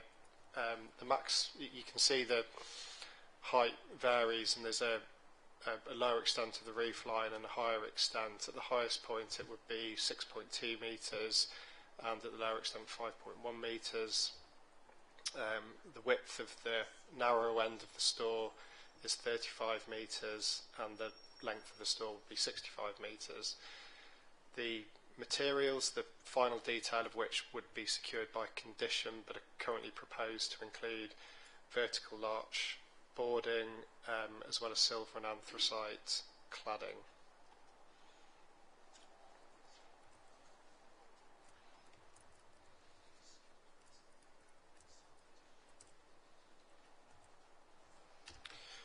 So next on the screen, this is a proposed visual. This is a digital artist's impression, which shows how the store would look, and I guess just provides a bit more detail to those 2D elevational plans that were previously shown. This would be effectively looking from the roundabout towards where the proposed store would be. So next on the screen, tried to summarise officers' view on what the key issues would be or are with the assessment of the application to help members with their debate. So the first point there is, does the scheme benefit from substantial support from the local community? The key point there, the policy requirement SP4A is at the point of submission. That's where the policy test sits with that point. The second key issue is the effects of the proposal on the character and appearance of the area. And again, for members' benefit, the relevant policies there are SP4, the edge of settlement policy, EM1, which relates to landscape character, and D1, the design policy. As with all retail proposals, the important consideration, the effects of the proposal on the town centre. Two key tests there, which are set out in the officers' reports. One is the sequential test, i.e. are the other sites that would be suitable and available for the proposed development that are closer to the town centre or within the town centre. And then the second test is the impact assessment, which, again, the relevant policy test there is, would the retail impact of the proposal have a significant adverse impact on the vitality and viability of the centre. Fourth point there, again, important and been raised by a lot of residents and interested parties, the effects of the proposal on ecology and biodiversity. This includes the site itself and Bourne Woods to the north of the site. Happy to go through the proposed mitigation measures during questions, but essentially there's four key conditions that are set out in the report, requiring on-site enhancement and mitigation in respect of the hedgerows, off-site compensation for the loss of on-site habitat, and then further conditions relating to the controlling the effects of the development during the construction phase, as well as the lighting phase when the store would be operational. Last point there, again, important with any proposal of this nature, just to understand what the public benefits are associated with the proposal, and if there is harm identified, do those outweigh any harm. So in terms of the officer recommendation, the officer assessment set out in the main committee report and late items paper. Since the publication of the late items paper, there have been further representations, and when I last looked, there was 8 further objections and 1 further letter of support. However, those representations don't raise any further material points that aren't already covered in the 2 officer reports. The officer assessment of the scheme is that, subject to compliance with the recommended conditions, the scheme would accord with the development plan when taken as a whole, and that there's no material considerations to indicate that planning permission should not be granted. And therefore, in that situation, the recommendation is to authorise the Assistant Director of Planning to grant planning permission subject to those conditions which are set out in full in the additional items paper. Thank you, Chairman. Thank you very much. We will move to our speakers next, so please just bear with me.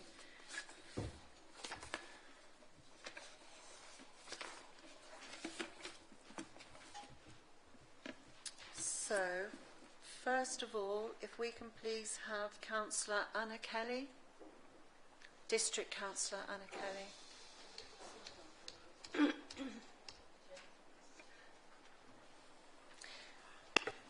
Thank you. Just as a reminder, you have 3 minutes to speak. You'll be given a 30-second warning and then questions afterwards, which just to remind committee members, all questions must relate to what our speaker has said, and we have a maximum of 10 minutes per person. Thank you.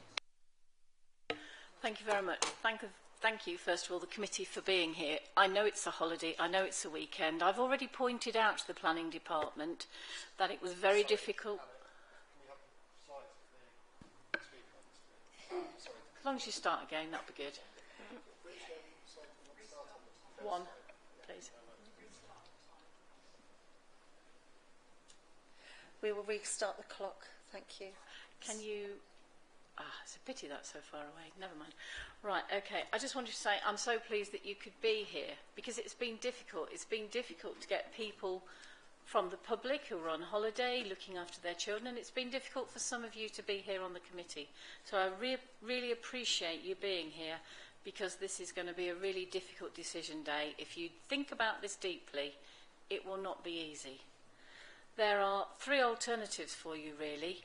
You could approve the planning permission, you could disagree and go against it, or perhaps you could look at deferring it until all the facts are known. Because it has been very difficult for the people who oppose this plan to find out any information. We're very aware that the company has had access to all information, either directly or indirectly, what with their pre-planning advice. And we, the people who oppose this, have had something like 400 different members of the public's points of view added to the website just yesterday, so I'm sure you won't have all been able to see those. So you won't have had the variety of feeling that has gone into what is mainly objections that have come in late. All the documents for the proposed planning have been there, but all the feelings that other people have had about how this will affect Bourne have not been there for you to see. We're very unhappy about that. We feel it's quite unjust, and with a deferment, then there could be time for these to be examined more carefully. The key issues were raised by the planner, and we have a different view on those key issues. For instance, 7.2 on page 72 of your document says the application meets the requirements of the test in policy SP4A in the scheme. They can demonstrate clear evidence of substantial support from the local community. What the people of Bourne didn't know was that when Aldi sent out a form that said, "Are you in favour of Aldi in principle?" and they answered yes, that put them in the "you want a store here." It didn't go into the fact that they were saying yes but not here. I mean, who has a problem with Aldi in principle? I don't. I don't have a problem with them at all. But if they have listened to the people of Bourne, they would have taken notice of the fact that this is not where they want to see Aldi in our town. And they have ridden roughshod over the people of Bourne, and the majority of people who then have written into the proper process, I would call it, the process of engaging with the local council, out of their over 500 representations now, 60% of those have been against, because lots of people who saw the stuff come out from Aldi thought, I'm not engaging with them, I know it goes through the council and I'll reply to them. I didn't engage with the Aldi survey, and there are people who attended their open day when you could look at all their stuff, and when it was obvious that the discussion was that they were not in favour of the Aldi, then they weren't offered any further way forward to make comment. I know that as a fact because my son was one of those people. And so I would say that there's an injustice going on here, because Aldi are playing a game where they know the rules, but the people who are involved in answering the questions do not know the rules. 30 seconds, thank you. You're joking. I haven't even shown you my slides. I haven't proved how close it is to the woods. Perhaps somebody else would like to nominate to have my slides running while they speak, because we can actually see that this is wrong. It should be minimally deferred, but if you really know what's going on here, you will vote against this. And we will prove that they have not been honest and good with the people of Bourne. Thank you. Thank you.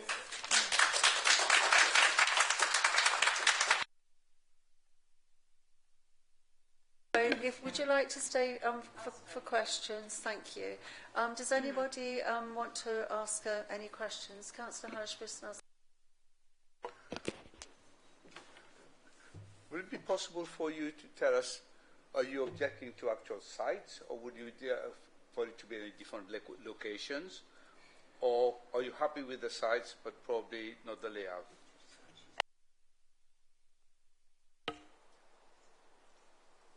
when the town... Sorry, I'm so sorry that those points weren't really raised in the speech. It might be that somebody else might raise those points.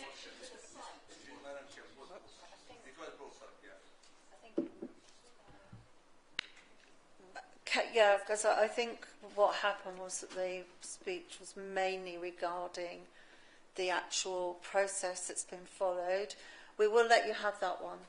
I'll let you have that one in view of the feeling that came from the speaker.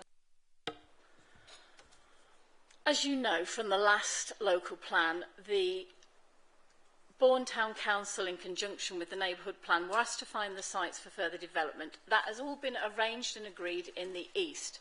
Nobody has a problem with Aldi coming to Bourne. It's been made very clear to Aldi that development and growth, as agreed between the Town Council and the SKDC Council, is in the east. Go and build in the east. We welcome you. But do not build next to the woods, where 70% of people in Bourne said they wanted no building on that land when that particular landowner offered it up. It's creating a space here where there's going to be a big building, and then, hey-ho, I wonder what all that land between Aldi and the houses is going to be used for. I think we know. Thank you. Yes, Councillor Bishnar Singh. I still haven't got a clear idea of it. Are you sort of the preference of the community? I know it's an edge of settlement development. Is it, you say, on the health and safety in terms of people having to cross the main road to access the site? Or what's his actual concerns, please? Basically, that it goes against the wishes of the majority of people of Bourne who have agreed that the growth will be in the east. This is just trying to create sites in another place. And the people of Bourne have been defending the woods and the lands around the woods for more than 20 years. They have done it for Cedar Drive, they have done it for Both Drive, and now they're having to do it here. The same problem is, why does everyone want to build near our woods? Go away. They are Bourne's best feature. Thank you for that. Can I just now hand over to Emma Whittaker? Thank you. Thank you. If I can just remind councillors, this is not an opportunity to allow any of the speakers, regardless of their viewpoints, the opportunity to extend their public speaking slot. We're straying into questions or additional questions, asking Councillor Kelly to expand further on the viewpoints. I think it's quite clear that there is a lot of feeling against this particular site as a proposed site for this particular retail operator, and that's not necessarily an issue with the retail operator, just this particular site. I would also perhaps suggest we come back to giving some further guidance on the neighbourhood plan, because some of what's been said is not quite correct. So, but we'll perhaps deal with that after we've had all of the speakers, if that's okay, Councillor Morgan. Yes. If I may come back on that, I want to understand. I understand what the Assistant Planning Director is saying. I want to understand, is this site a protected site? Is it something that it is environmentally protected? It's a wrong site. So that's what I want to understand. Councillor Bishnar Singh, may I say, after we've heard all the speakers, then there will be plenty of opportunity for questions of the officers and clarification at that point, and also for members to have a full debate. Once we've heard all of the speakers, as has been rightly said, 3 minutes is not very long to cover everything if you're a speaker. So what we would be expecting, we have a number of speakers coming forward today, that other aspects of this application may well be covered off. So let's hear what all the speakers have got to say, and then we'll know what gaps there might be. And I'm sorry, Councillor Kelly, you've had your time now.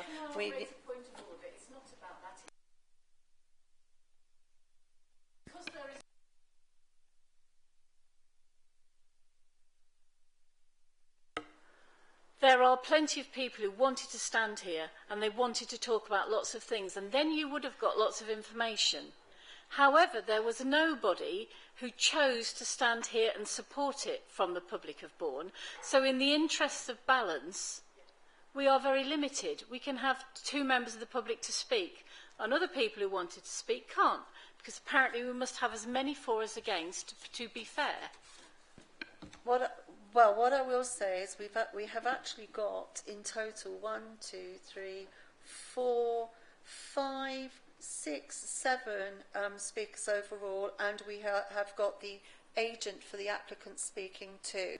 It's currently the constitution of SKDC, and that's what we are using. In fact, we've actually allowed some flexibility around that too, because we are aware of the strength of feeling of people. But that's the constitution now. And my suggestion is, if members do not like the constitution, feel it is unfair, and I'm just that we look to revisit it in the right forum. But that would not be here. That would be in the Governance and Audit Committee of the Council. So, but your point has been noted. Thank you. So, before you go, do you have any? Does anybody else have any other question? Thank you.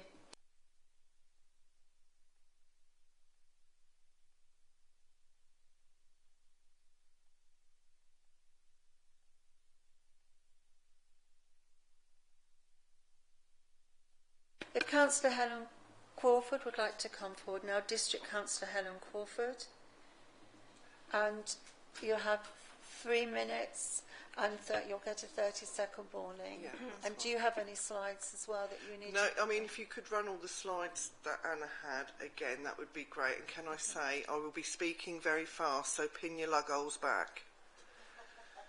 Yes, thank you, Harish. Okay. Thank you. If you'd like to start. Thank you. I'm against this application for a number of reasons, but I must stress, like many people in the Aldi consultation stated, they are not against Aldi coming to Bourne, just not in that location. Firstly, this site is not in the current local plan, nor is it in the revised new local plan. Bourne's Neighbourhood Watch plan carried out a consultation for future development for Bourne. This site was not picked by residents for future development. SP4, Edge of Settlement. This requires substantial support from the local community. Avison and Young seem a little upset that SKDC are not happy with the effectiveness of their consultation. I completely agree. It certainly was not appropriate. I had residents knocking at my door and calling me upset that they had received an email from Aldi stating, "Thank you for your support." They said they had not supported. What they had said was happy for Aldi to come to Bourne, not at this location. So I will not believe any figures they produce for support. SP4C, be adjacent to existing pattern of development. This is the opposite side of the field to where the main pattern of development is. For me, this calls into question what would go to the other side of the field, even though I know this cannot be considered. I know Avison and Young have a different interpretation of Edge of Settlement. I have concerns about the amount of traffic coming down the road, having recently carried out a travel survey on the 17th of April. In the 6 hours, varying times across the day, we had 3,500 vehicles going round that roundabout. That did not include those coming out of the town, as this study was to look at the amount of traffic entering Bourne from all 4 major entry points. EN2, protecting biodiversity and geodiversity. There will be no net gain on this site. EN1, landscape character development must be appropriate to the character and significant natural, historic, cultural attributes and feature of the landscapes within situated and contribute to its conservation, enhancement or restoration. This location is where the Fens meet South Kesteven uplands, which in itself is a unique landscape which should be protected. Aldi have stated that their building will be prominent position, which would not be in keeping with the landscape or any characteristics of the town. Also worth considering, this is a natural fire break if the wood should ever catch fire. With climate change, you can see around the world what devastation this could cause. NPPF 102, promoting sustainable transport. This site does not promote sustainable transport, as the majority of customers will use their car. The increased volume of traffic I see in Aldi's traffic consultation, they believe people will be able to cycle from Toff, Thirlby, Ednam and Dyke to shop. I do not believe this. MPPF Para 85, Planning policies and decisions should support the role of the town centre, plays the heart of the local communities by taking a positive approach to their growth and management. I do not believe that Aldi being on the outskirts of the town will do any of these, and where is the proof that this additional supermarket is required? Thank you. Thank you very much for that. Thank you. Do we have any members of the committee who would like to raise a question? Councillor Trotter. Helen, thank you, Councillor Crawford, and for mentioning the traffic survey. So I think I'm allowed to ask you a question. The photos that were shown by our planner, Phil Jordan, do you think that is a fair representation? Because I did struggle to see any cars and for it to show the actual survey of the road. Having tried to, I did go as I'm not a born person, but I did go on the site visit, so I was a bit, that doesn't look like the place that I went. Thank you. I sat there for 4.5 hours that day. So I can give you, coming down Stamford Hill heading towards the town, there was 1,439 vehicles. Coming from Raymond May Ways, there was over 1,332 coming to that junction. Again, the total was 3,500, nearly 3,500. That didn't include people coming from the town. So that was in the space of 6 hours. You're going to look at 12 hours possibly there for when you've got the lorries coming in, you've got people going to do shopping. So that could triple. Quite easily, thank you. Thank you. Councillor Sawyer and then Councillor Vishnasi. Thank you, Chairman. Both Anna and Helen have mentioned the provision for substantial local support. Is there a definition of that? Does it mean majority or does it mean 10%, 20%? So, yeah, thank you. That yes, you are welcome to ask that later on. Thank you. Okay. Councillor Vishnasi. Yes.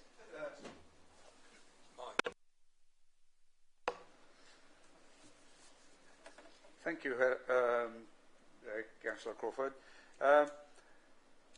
But basically, I hear you're saying that the people of Bone will welcome Aldi, but not on that particular site.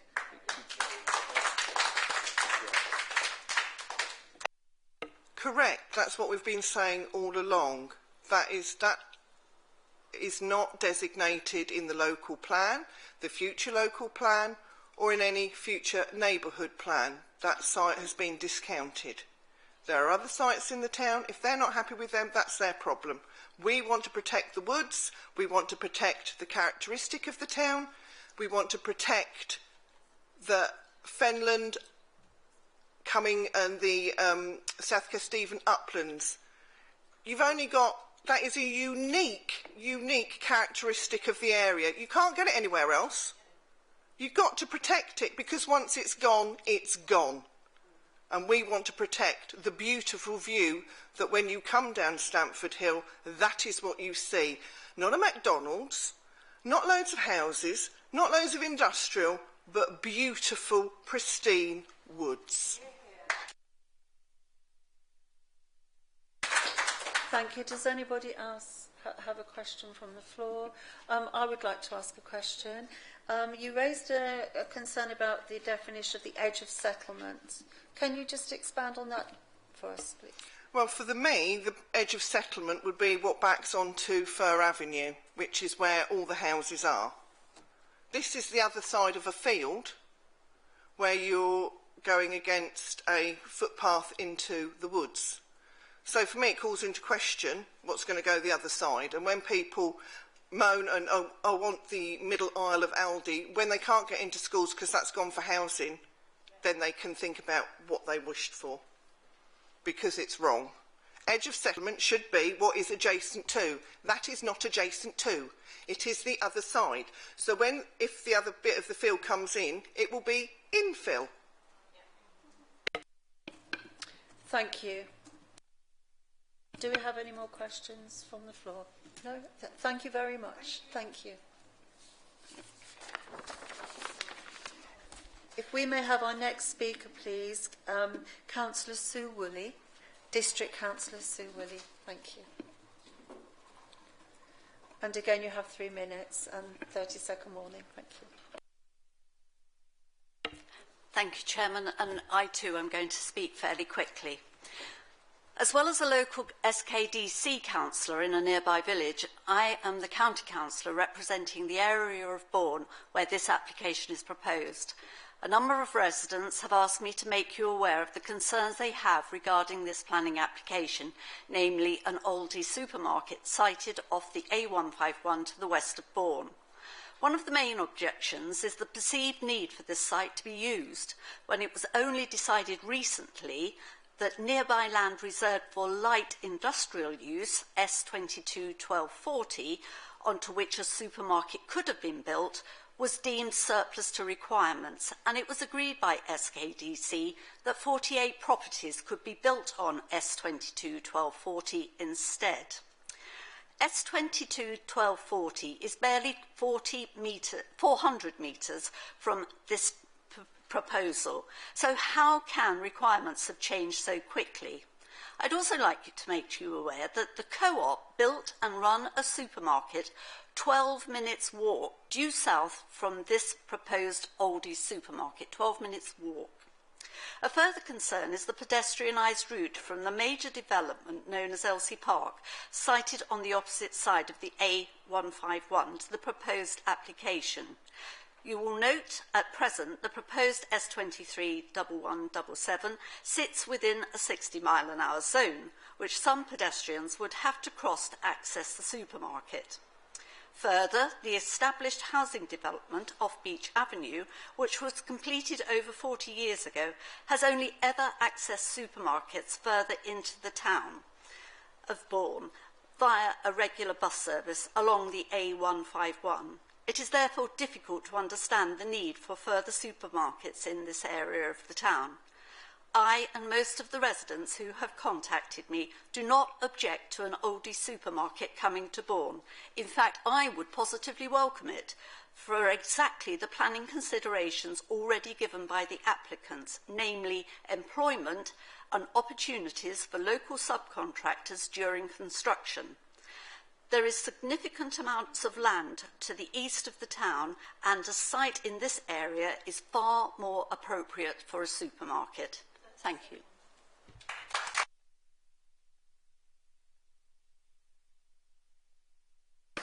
Thank you very much. We'll now move on to questions. If anyone has, Councillor Bishnal Singh. Thank you very much, Councillor Woolley. Could you possibly tell us if are there any historic monument buildings or heritage assets in view or in direct near or inside of the site of this site? I'm sorry, I have to interrupt again. That would be an appropriate question to ask the officer. That point was not raised in the speech by Councillor Woolley. We need to focus on the actual speech, and any other questions can wait till later on. Thank you. Thank you, Madam Chairman. I'll address that to the officer. Again, we will have a section when we can ask questions of the officer, but we mustn't mix up the different parts of the debate. Thank you. Does anybody else have a question that they would actually like to ask? Thank you very much. Thank you.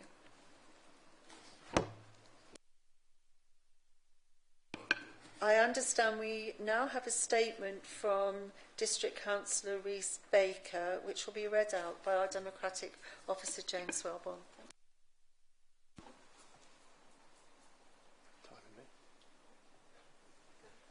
Thank you, Chairman. I'm reading this out on behalf of Councillor Rees Baker, member for Bourne Osterby Ward.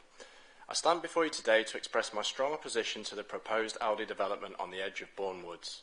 This project, while promising economic benefits and welcome investment into Bourne, poses significant environmental, developmental and community concerns that cannot be overlooked. First and foremost, the environmental impact of this development is undeniable. Building on this site will introduce edge effects, negative environmental changes occurring at the boundaries of the development that will inevitably harm the surrounding ecosystem. Bourne Wood serves as a vital natural gateway, softening the transition between our town and the countryside. It is a cherished recreational area used by countless residents, and the construction will disrupt this natural harmony, permanently altering the scenic entryway to Bourne. The opposition from the community has been substantial. A local petition has raised nearly 250 signatures between Saturday the 25th of May and Wednesday the 29th of May, reflecting the widespread concern among residents and local charities such as Friends of Bourne Woods. While we appreciate the potential benefits that Aldi could bring, such as inward investment and increased consumer choice, this location is fundamentally unsuitable. This was also the feeling of Bourne Town Council, where the mantra seemed to develop: right investment, wrong place. The current proposal fails, in my interpretation, to qualify as an edge of settlement development, as it is actually offset from the nearest dwelling in Bourne, and is, in reality, an intrusive project that would mar the beauty of our town's entrance. Moreover, while the impact assessment suggests no presence of endangered species, the broader environmental implications are still significant. The woods represent a vast canopy cover and a recreational haven enjoyed daily by hundreds. The proposed development would deter access from one of the key entrances, thereby reducing the quality of life for many residents who seek solace in this natural space. The argument that there are no suitable alternative locations is unconvincing. We believe that applying to develop the east of the town would be far more appropriate for a project of this type. This area, distanced from the woods, would maintain the aesthetic integrity of our natural gateway while still providing the convenience Aldi aims to offer. Furthermore, our neighbourhood plan has already identified this particular site as unsuitable for development based on community feedback and a desire to preserve the environmental and recreational value of Bourne Woods. In conclusion, while we recognise the benefits that Aldi could bring, the chosen location is wrong. We must protect the environmental and aesthetic integrity of Bourne Woods for current and future generations. I urge you to reconsider this development and explore more suitable alternatives that align with the interests and values of our community. Thank you.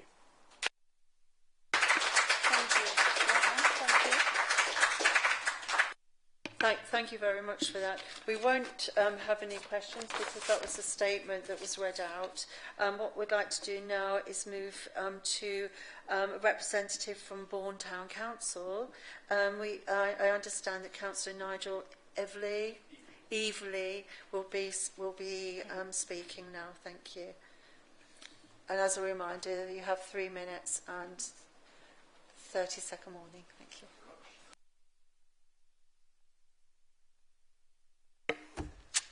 Good afternoon.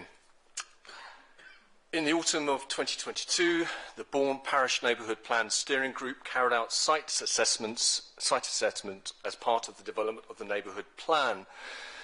The assessment was colour-coded: green, yellow, orange and red, with red indicating an issue with a potential significant impact on a location where adequate mitigation may not be possible.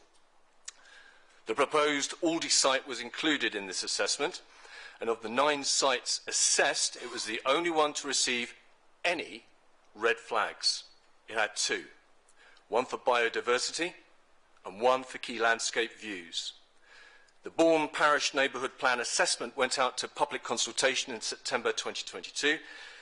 340 responses were received, with 70.2% of the respondents consider this site to be unsuitable for development, with 49.8% in fact considering it highly unsuitable. It is noted that Aldi have not engaged with the Neighbourhood Plan Steering Group at any point. When Aldi first submitted their plans, Bourne Town Council held a public meeting in a hall with a capacity of 200 plus. There was standing room only, with everyone, that is 100%, in the room opposed to the proposed location. Reviewing the Aldi document Statement of Community Involvement dated May 2023, I have the following observations on the survey and the survey results. The first 4 questions had preset answers: yes, no, not sure, with no option for the respondents to add any comments or clarification. Questions 1, 3 and 4 addressed the proposals in general, the design and whether a new store would benefit the area. This could mean that those respondents who would welcome an Aldi store in Bourne but not on that site could have responded positively to these questions. Questions 2 and 5, therefore, were more open, enabling respondents to expand their answers or to make other points. Looking at these responses, question 2 asked, what do you think of the proposals? It showed 191 positive responses, but 293 negative. Question 5 asked, do you have any general comments or observations about the proposals? It attracted 163 positive responses, but 232 negative. These responses indicate that public support is certainly not what Aldi claim. These are areas within the SKDC local plan designated as industrial development sites, and in addition there is suitable land for development available in the northeast of Bourne, which would be more suitable for this development. I believe that the residents of Bourne may want an Aldi store, but not on the site proposed.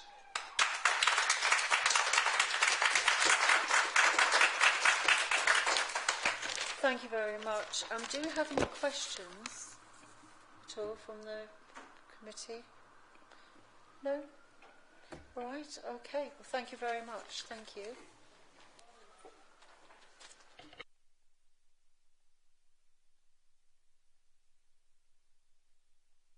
Okay, what we'll now do now is we have speaking against the application, Mr. Peter Sharp, please.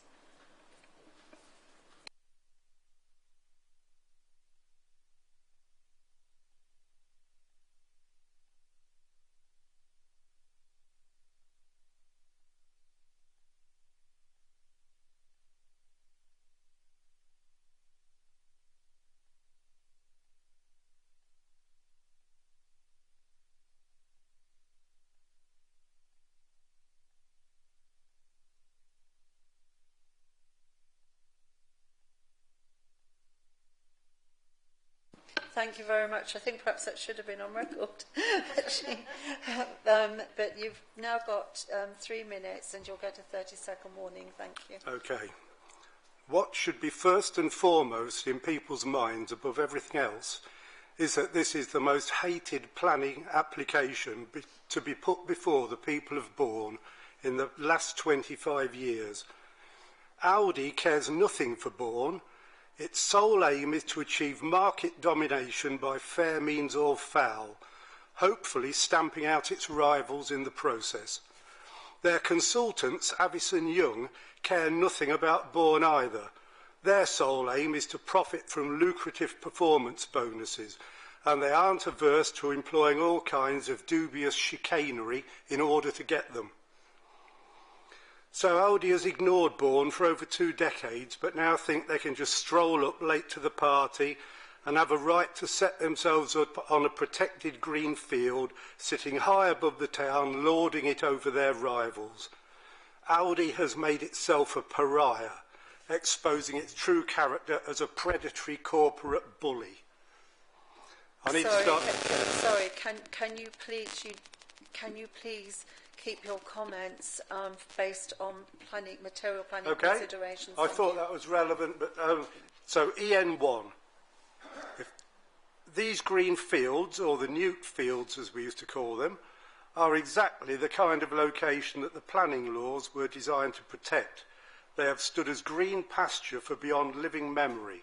They soften the transition from countryside to town and are essential to preserve what vestiges remain of Bourne's rural character. At that very point stands a sign saying, "Welcome to Bourne, historic market town." Do we really want to replace it with "Welcome to Aldi"? To me, it is all about the view, which is forever entwined with childhood memories. Returning from a holiday, approaching Bourne along the Stamford Road, first you get a fleeting glimpse of the fens through the hedge, then suddenly there it is, your home. That view across the field to the woods, then down the hill to that panoramic view of the town laid out before you. People who have grown up in Bourne will recognise that experience and feel a strong emotional attachment. By way of contrast, Audi's experts brought in to denigrate their value see them only in terms of potential yield, output, gross margins and uplift. They simply don't get it. To make matters worse, it's a gross insult to us when the case officer says, from the front, the view would be of a largely glazed elevation with some timber cladding. The review is a scheme that would sit comfortably within its site and create a visually pleasant new gateway into Bourne from the west. That is subjective, it's not professional, and it's also uncomfortably close to one of the objectors' statements. It would sit comfortably next to the woods. Time. Coincidence? Time is up. Thank you.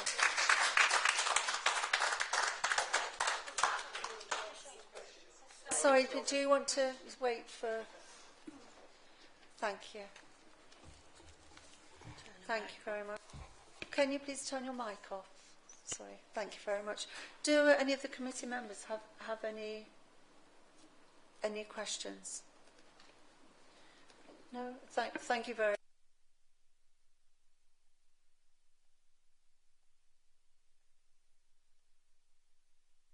I would now like to invite, again speaking against, Helen Powell.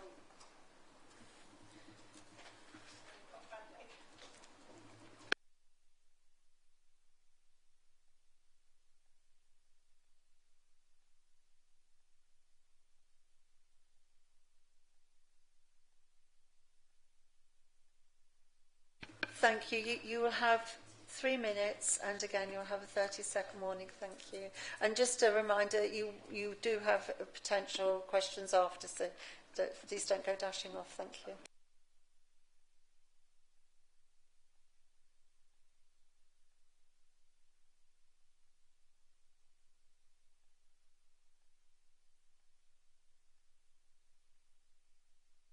If you'd like to say when you're ready. Thank you.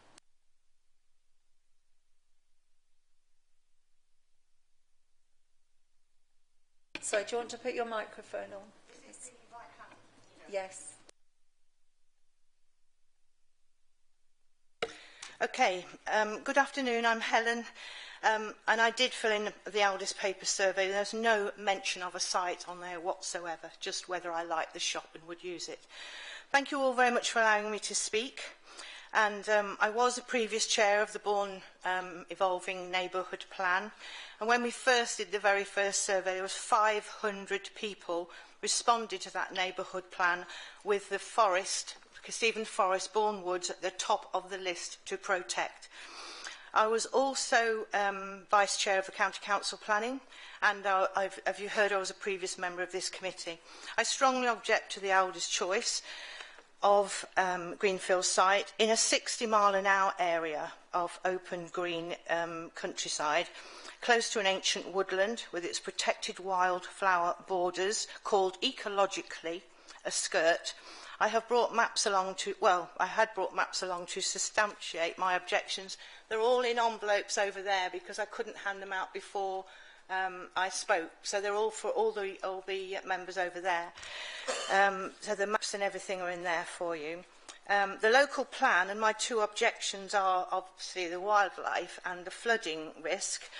SKDC's duty for the protection and enhancement of our market town is the character of our district.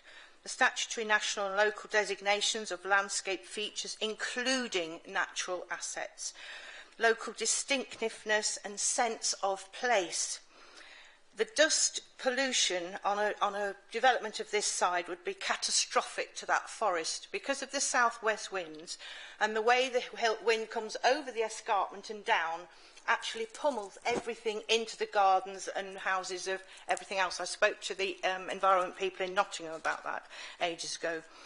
So the wildlife and fauna and the residents would suffer greatly. The other thing is the protection of the existing open space to the character and setting and the separation distance of the built-up areas. Bourne Woods is renowned for its wealth of wildlife and acres of fauna unspoilt, providing perfect habitat for many species. One of the other petitions we had is this one here that's got 300 and some odd in. This is recent, this was in the last 5 days. And So in the wood, we have the very rare Lisla and Barbastelle bats. We have the great crested newts, butterflies, moths, bees, birds, including nightingales, normally 12 breeding pairs, which are very rare indeed, all to be treasured for future generations. 30 seconds. Oh my God, what on earth will they think of us? The flood risk, from the maps that I brought over there, which I have one picture of here, because of the water from the Western Hills, some 400 or 500 feet, is bound for Bourne on a daily basis. Henry Preston of the Geological Society states there are 12 million gallons from the eastern slopes of the Jurassic Escarpment passes under, over and through Bourne via the St Peter's Pool, the river, the Bourne O, and the spring lines that are all along that escarpment where the limestone ridge met the marshes, the sealand marshes of Bourne. So Yes, that's sorry. why the water's all there. I'm afraid your 3 minutes is up. Okay, 3 pumping stations, though, had to You're be installed sorry, to you're- move this water to the sea, 3 which can minutes only is be up.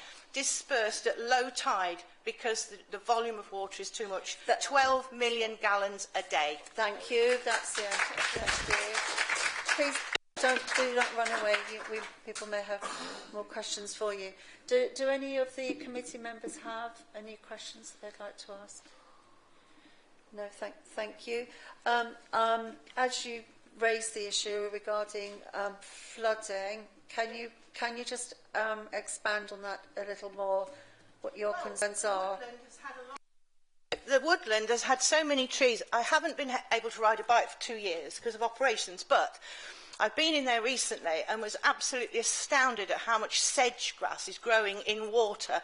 And a 45-degree angle, huge oak tree was leaning 3 years ago, and I alerted the woodman. He had to come. The following day, they came and chopped it down.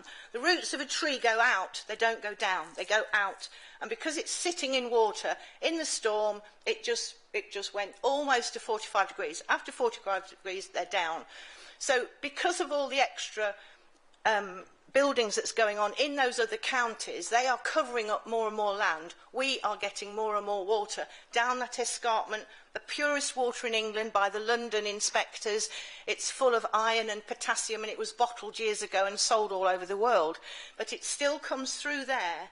Every single day, it's along that ledge where the escarpment hit the level, sea level, which was drained by the Dutch people, why that particular part's called Holland, when they built the 40-foot drain. So that water, the flooding, in 47, when they had the 2 metres of snow, it couldn't get to the sea because the land is too low. So 3 pumping stations were built. They pump it along into the glen and into the 40-foot, and it can only be discharged in the sea at low tide. And so we have this water, 12 million gallons a day, that we have to manage. And building uphill from the people in Cedar Drive and on Beach Avenue, this is Beach Avenue, twice that's happened to the same building, even though they spent a fortune on flood risk walls. So, the water is boss. The water is boss of Bourne. Bourne, the name Bourne means burn, water. It was a settlement, because they had the forest for food and shelter, they had the sea, and I am sorry, I do need to stop you there because this is what you were asking about the flooding. That's why we get the flooding. I did have a follow-up question which more directly relates to the actual site. First of all, has there been actual flooding on the site? And secondly, you showed a photograph. It won't flood on the site. The site's not at the bottom of the escarpment. You showed us a photograph of an area, residential area with flooding. How close in proximity to the site was that? It's the next street to the wood, Beach Avenue. Did my come up on the pictures? We went through a number of pictures. I just wanted to clarify that. Did they come up? Because I had my head down, I didn't see the view. And the view isn't just grass; it's absolutely jam-packed full of buttercups for all the insects. Thank you. You're moving. Bats. Thank you. You're moving on into speech. Thank you. So, Councillor Vishal Singh, do you have a question of the speaker at this point? Just one question, Madam Chairman. Yes. Thank you, Helen. I'm very interested, you just mentioned about the biodiversity, EN2. You mentioned about the wildlife, the bats. could you tell us a little bit more what are the other animals that actually are in the woods?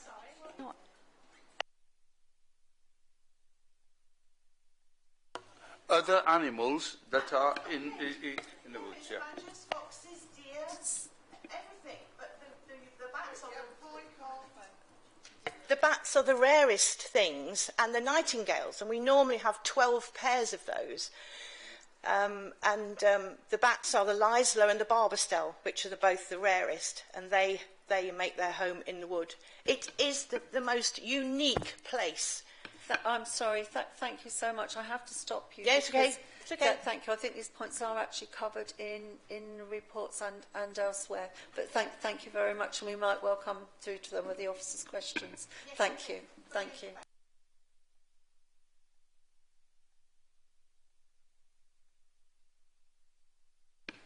Thank you. We will now have a representative for the agent, Nick Hardy of Avison Young. If you would like to come forward, please.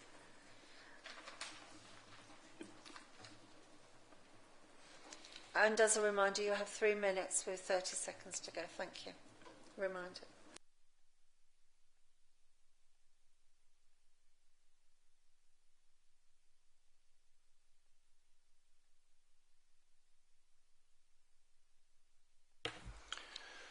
Thank you, Chair. This application has clearly generated a lot of comment, both in support as well as against, and so it's important that I start by emphasising two things. First, that the application is supported by extensive evidence and thorough assessment. We submitted Aldi's pre-application inquiry almost 2 years ago, and we've worked closely with officers since to address their questions to ensure they have all the information needed to inform their recommendation. Second, that the report confirms that there are no objections outstanding from consultees, including the Highway Authority, the various drainage bodies, Natural England and Heritage Lincolnshire. Comments from the local community have focused on 3 main issues. First, whether the site is an appropriate location. Your officer has confirmed that development here accords with the spatial strategy and settlement hierarchy policies in your adopted local plan, policies SP1 and SP2. Applying their professional planning judgment, your officer concludes this is an edge of settlement location, and so Aldi's submissions have tested compliance with the criteria in policy SP4, and your officer has concluded those criteria are met. Second, concern about Bourne Wood and ecology generally. The site is 125 metres from Bourne Wood. There is no direct impact on it.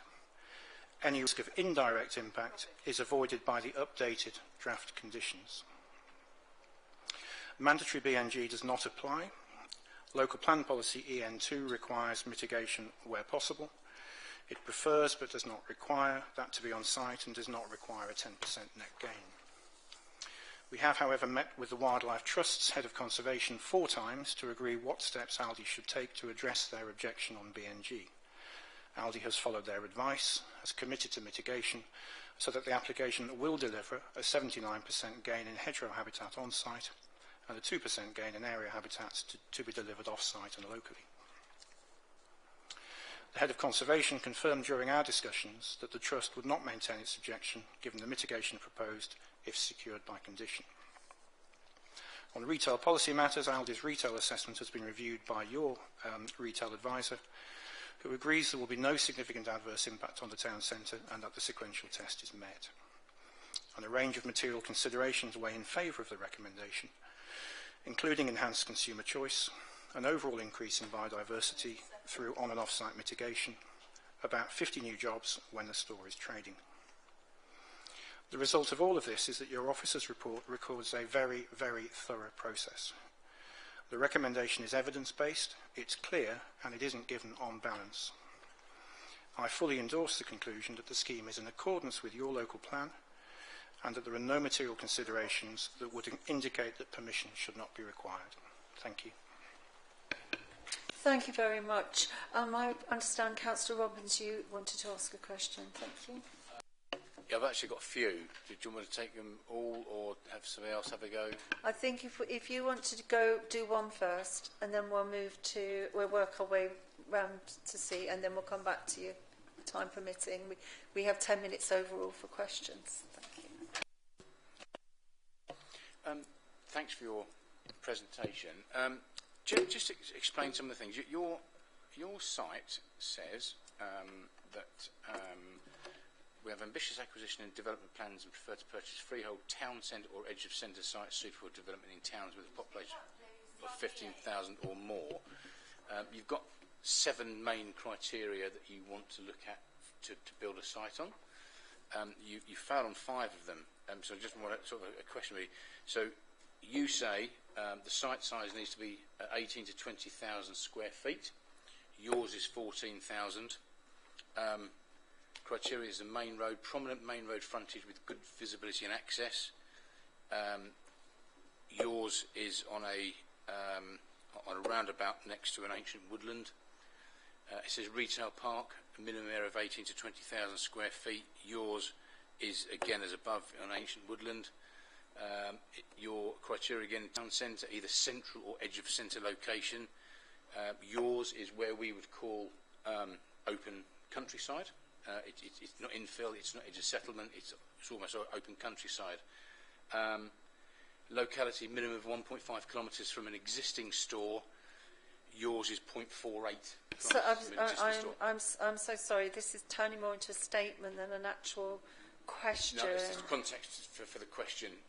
So out of all of those 7 criteria that you would meet, and the 8th one is if you meet these requirements, please get in touch. If you failed on 5 of the 7 requirements that you require for a store, why have you put that in this particular place and a store that size?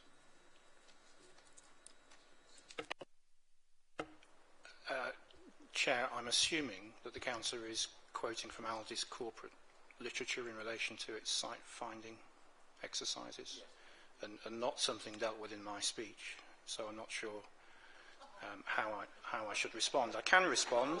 No, please. I can respond, but I was just following the protocol.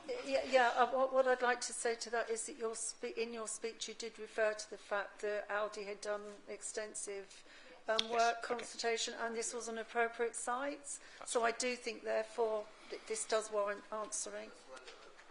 Okay, that's fine. I just wanted to clarify that.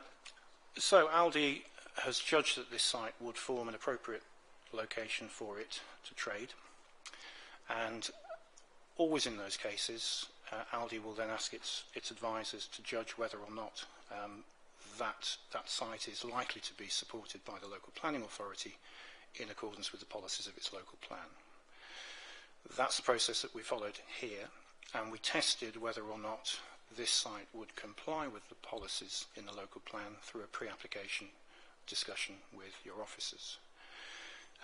That identified the policies that we needed to address and against which we needed to provide evidence, which we did. Sorry, can't hear. Please speak up. Can't hear. Sorry, I'm not sure what we can do, because I certainly can hear. I just need to check, can the committee members who are here? Thank you. Please continue. Okay. So following the pre-application discussions, that's what we've done. We've set about gathering evidence and producing the assessments and analysis to demonstrate whether this site and this scheme does comply with the local plan. In terms of the location, it's in an appropriate location as far as Aldi is concerned. It has a good road frontage. It's appropriately located within the settlement. And having undertaken a sequential test, as we're required to, both by national policy and your own local plan, we've agreed with officers and your independent retail advisors have agreed that there are no more centrally located sites that could accommodate the development that is proposed. So we've followed an appropriate and thorough process and submitted documentation which confirms that the scheme is, as your officers have concluded, in accordance with your plan policies. Thank you very much. I'm now going to move on to our to Councillor Bishnell Singh. You had a question, please. And just to remind you, we have 10 minutes for questions overall, and we're already nearly halfway through that 10-minute slot. Chairman, I'll be brief. My question is very simple. I can't see anywhere in the site that you have there's mention about incorporating SB1, that is provide provisions of EV stations for cars to be charged and that? There are 4. There's 4? Sorry. Yes, there are 4 provided on site. Thank you. I withdraw. Yes, thank you. Does anybody else have any questions that they would like to ask? No. Thank you. Thank you. Oh, sorry, Councillor Robbins, if you'd like to come back then. Yeah. With ideally direct questions, please. Yeah, so a bit of a politician's answer, Nick, I'm afraid. You answered all the things about the local plan, which it doesn't support because it's not an allocated site for either employment or other. But say, the 7 criteria that Aldi set to set a store, you failed on 5 of them. So how did you get to this stage where you think it was acceptable to bring a store to Bourne in this position? That was the first question that needed answering. You said about it was the sequential test said it was far enough from the centre to be a good site. The Jewson site is only half a mile from the Bourne town centre, so that would probably be equidistant to this one here. So that couldn't be or shouldn't have been discounted. And how close is it to the residential development?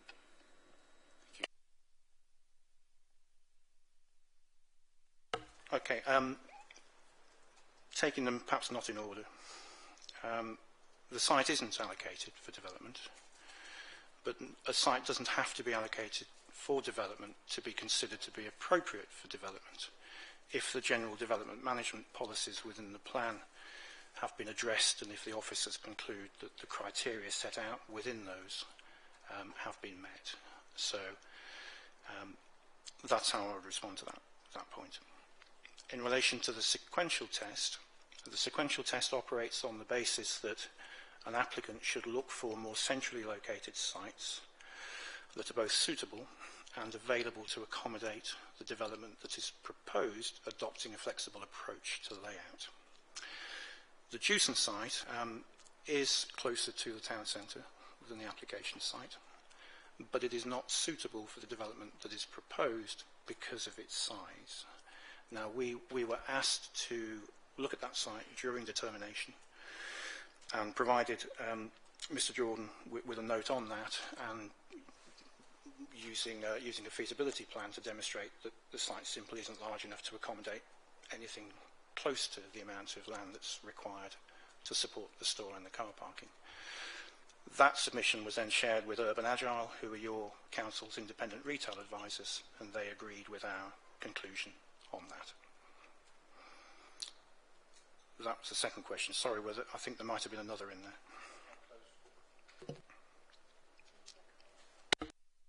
How close is this potential development to residential? I think it's approximately 140 metres from the curtilages in Fir Avenue. I think it's approximately 70 metres from the closest property on Welland Drive. It is obviously closer to the individual dwelling which sits to the east. I'm guessing that might be 30 metres. And the properties to the west might be somewhere in the order of 500 metres, but I'm guessing, I'm afraid, on that. Thank you very much. I now need to move to Councillor Trotter. Thank you. And please be brief. Thank you, Mr Hardy. I just want to question, how can you say wildlife cannot be affected because of proximity? I haven't got your exact wording, but I think that was the gist of what you said. When the Lincolnshire Wildlife have clearly stated in our documents works would directly impact on the local wildlife site from Bourne Woods. Just like you to comment on that, please. The material submitted with the planning application. Sorry, can you speak up? Okay, sorry. So the ecological information submitted with the planning application confirms that there is no direct impact upon any habitat, flora. Sorry, can we please have quiet at the back? No direct impact upon any habitat within Bourne Wood. It's separated from it, so there is no direct impact. there is a risk of indirect impact as a consequence of dust during the construction phase and also lighting during the operational phase. That's been acknowledged, but those risks are mitigated by way of the conditions that your officers have recommended be put on the consent, which require the submission of various ecological management plans to manage those potential impacts both during construction and in the operational phase. So there are some risks of impacts on Bournemouth, but those have been mitigated by conditions. Thank you very much. Could you just bear with me one moment, please?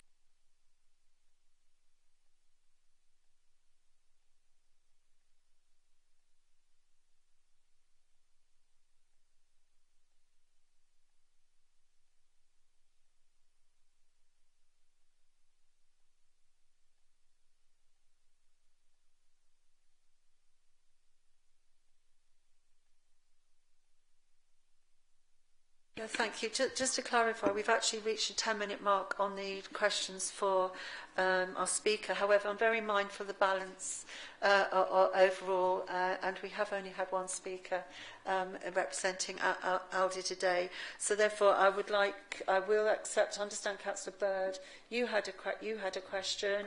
If you would like to put your question, please, and then that will be it. Then, thank you. Thank you very much, Chairman.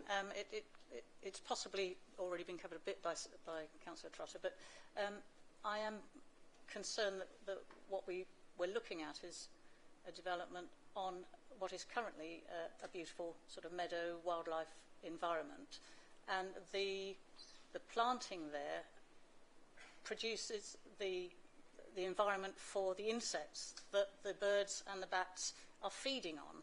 And does it not seem perverse that what we're looking to do is concrete over the field and then have to mitigate it somewhere else? It just feels, just because you could, it doesn't necessarily mean we should. And I just wonder why we're doing it.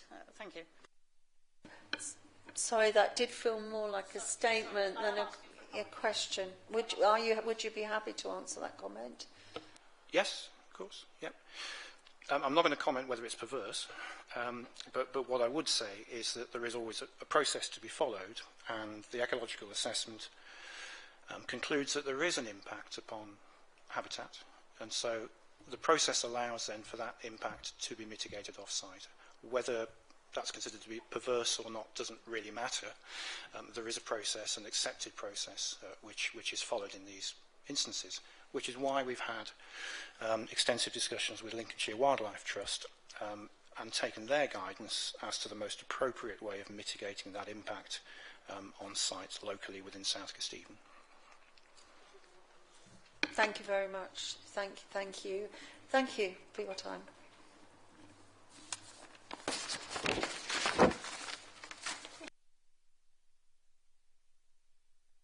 Right, we will now move forward to debate. And as I've said earlier, it is possible at this time to ask questions of our officer if you do have any outstanding questions. Do I have anybody who would like... So, Councillor Harrison, I believe you were first. Councillor Harrison. Thank you, Chair. I've got a question about the settlement boundaries and such, and the positioning of this building. The boundaries are put there to protect the countryside from unnecessary development and to prevent ribbon development. And from what I'm seeing today, that's not what we're doing here. So we're can you explain why we're not going against those settlement boundary guidelines? I think my first point in response to that question is we don't have defined settlement boundaries in a planning policy context, so we're just required to make judgments in terms of what's the most appropriate policy to use in certain situations. Appreciate there are different views on this site, whether it's an edge of settlement site or whether it's considered to be open countryside. Essentially, as officers, we've had to make that judgment, and that relies on a number of factors, looking at the proximity of the site to existing development. Whilst there is that gap between the site and the existing properties on Fair Avenue, it's a fact that the site is directly opposite and adjacent to the edge of the LC Park site on Welland Drive. And therefore, we've looked at the requirements under policy SP4.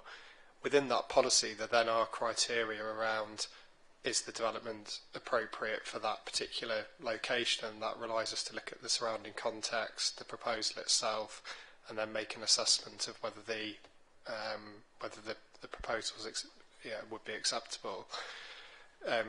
My view that's been offered in the report as case officer is that it does. Again, appreciate there's lots of views that have been put forward that says it doesn't, but that's a judgment that I formed based on advice from the council's urban design officer. We've had a series of design meetings that have looked at what needs to be there in terms of appropriate landscaping, looking at the position of the store within the site, what the scale of the building is, the materials to be used, and that's how we've arrived at that judgment. I hope that answers the question. So, Councillor Harrison, did you want to follow up on that? Are you happy with that?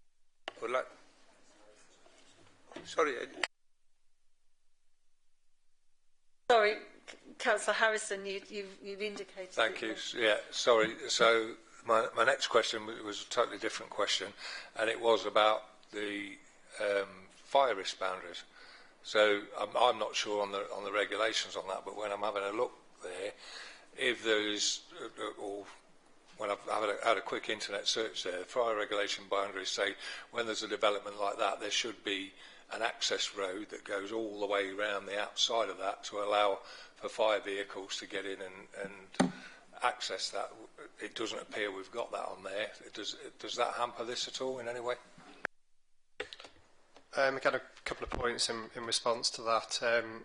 We consulted with Lincolnshire Fire and Rescue on the proposal. They haven't raised any objection in relation to fire risk.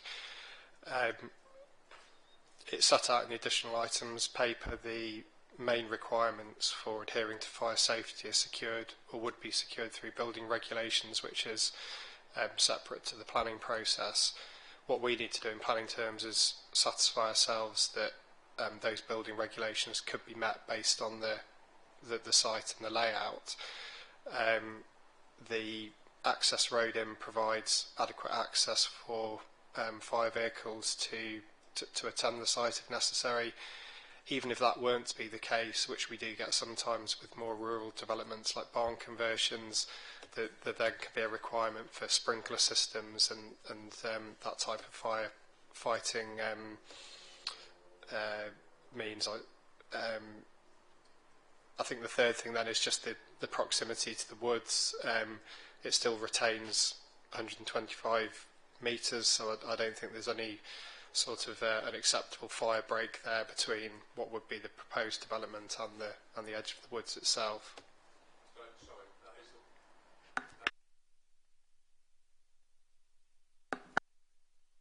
Sorry, I just need to interject at this point. We've actually, we're approaching the 3-hour time frame.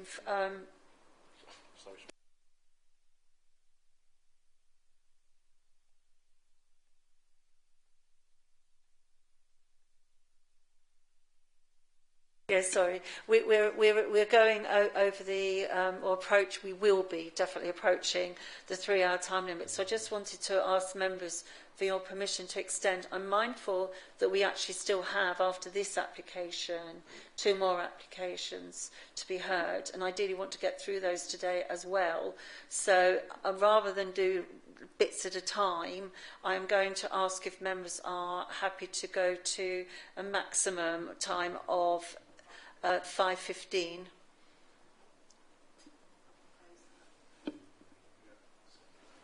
Thank you. Thank you. That's in favour. Thank you. We'll now continue with our questions. My next question was Councillor Sawyer. Thank you, Chairman. Repeat a question I asked before. In a civil court, there is a percentage-based definition of the balance of probabilities. In a criminal court, there's a percentage-based definition of beyond reasonable doubt, although that's not generally known.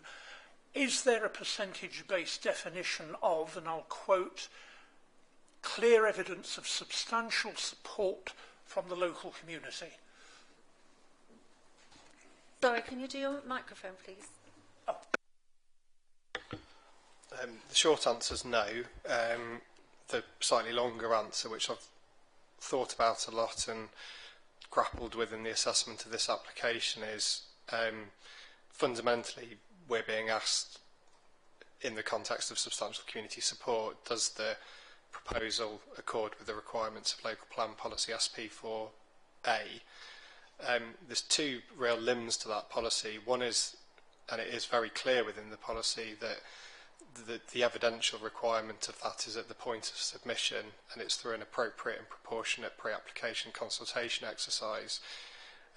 We discussed the scope of what that pre-application consultation exercise would be with the applicants before submission. It involved a public in-face exhibition, as well as a website being set up and questionnaires that accompanied that. The second point, which is what is substantial support, if you look up the definition of substantial, in simple plain English terms it means a considerable amount of. It's a fact that through that pre-application consultation exercise there were hundreds of people in support of the application and there were hundreds of people objecting to the application. What that doesn't mean is that the hundreds of people objecting cancel out the hundreds of people supporting. That isn't how the policy is written, and that isn't how the policy should be interpreted. And what we have to be very mindful of is we have to be prepared to defend our assessment of that all the way to a public inquiry if that's what happens. And as an officer assessment, I think the key point there is that it doesn't mean we're ignoring the objection to the scheme. All the points that have been put forward, as they would do ordinarily, have been summarised and the points considered as part of the assessment of the application. Very important that is, as with all planning applications. But if you look at the two sides in isolation, it's a fact that there's hundreds of letters of support and hundreds of letters of objection. And if you looked at those in isolation, you couldn't say that if you received 200 plus letters of support for an application, that doesn't amount to considerable support. Likewise, alongside that, there is considerable objection, but that's not the relevant test of the policy. The relevant test of the policy is, at the point of submission, was there a demonstration of considerable support? Our assessment is that that was complied with. Thank you. I'd like to move now to... Sorry, I need to get... I'm conscious of time and we need to... Sorry, Councillor Bishnell saying. Thank you, Madam Chairman. I'll come to my earlier questions, and then I would like to go on to make a proposal, if that's possible at all. First of all, I would like to have a clarifications under E and SIC, historic environment. Are there any historic building or heritage assets that is in view or in sight of the proposed site? No, there's no... to the site? No, in terms of built form, there's no heritage assets that would be affected by the proposed development. In terms of archaeology, there was a requirement for the applicants to carry out an assessment of risk, I guess, of what archaeology would be present on the site. And what's been agreed with our expert advisors in that respect is that they will carry out a series of trial trenching prior to any commencement to assess and record any archaeology that's within the site. But in terms of built form, there's no heritage assets that are affected by the proposal. Thank you very much. I'm sorry, I need to move things forward. So, Councillor... I'd like to do is to just give more members an opportunity to ask questions or speak, and then I'd be happy to come back to you. Thank you. Councillor Robbins. Thank you, Chairman. Two very quick questions. How big is the Jewson site, please? And what other employment sites, as in on the Spalding Road, for example, have been either assessed and discounted or not assessed yet? I don't have the exact square meterage of the Jewson site to hand, other than when the exercise, which would be to put the proposed building on the site, it allowed for 12 parking spaces, which is considered inadequate for the development of that location. I think the key point there is that we've required that assessment, and then we've had that assessment independently looked at by our retail advisors, and they've accepted that that site isn't suitable. Whilst it is closer to the town centre, it's just been assessed as not suitable. In terms of other sites, for example along Spalding Road, there's no requirement to assess those as part of the sequential assessment, because they are also out of centre. What the sequential assessment is doing is looking for sites which are closer to the town centre or within the town centre that could accommodate the development. So there isn't a requirement then to look at other sites which are sequentially equivalent to the site that's proposed. Thank you. Councillor Trotter. Thank you, Phil. I'm going to Habitat and Wildlife again, having done the site visit. I mean, a lot of wildlife have got 4 legs, obviously, and the proximity for the wood, which will, I think deer are a particular problem. So I just wondered if you're able to comment on how you're going to protect, how the wildlife is going to be protected, because it is in close proximity to the proposed site. Obviously, we look at other solar farms, etc., and we're always looking at protecting the wildlife, the deer. So please, if you can give me a bit more information how we are actually going to protect the wildlife and the habitat that is going to come out, quite obviously, if it goes ahead. Oh, sorry. Yeah, thank you. So, I mean, as with all assessments and recommendations, we're led by the evidence and we're led by our own expert consultees on these matters. The site was accompanied by an ecological impact assessment, which is a detailed assessment of the impacts of the proposal on ecology. There was some initial pushback on that from the Wildlife Trust because of the time of the year in which the survey was undertaken. So we asked for a further updated survey to be carried out in August, which the applicants did, and that accompanied the initial evidence that was provided to us. In terms of the mitigation that's proposed or the relevant impacts, when we're looking at biodiversity impact, in this context, there's the impact on linear habitats, which is the hedgerows around the site, and then area-based habitats, which is the grassland within the site itself. The report accepts that there would be a loss of habitat on the site itself, and so that in its own right is a detrimental impact. In respect to the linear habitats, there's actually a benefit, because there's, as well as supplementary planting to the existing hedgerows and retention of them, there would be a new native species hedgerow planted to the rear of the site. So that, in that context, that's a benefit. The detrimental impact, which we then look at, what the policy test then requires us to do is, can that be mitigated on the site itself? And in this case, it can't be. And again, we're clear on that, and we accept that, you're building a supermarket with predominantly hard surface landscape. It's a harm that habitat has gone.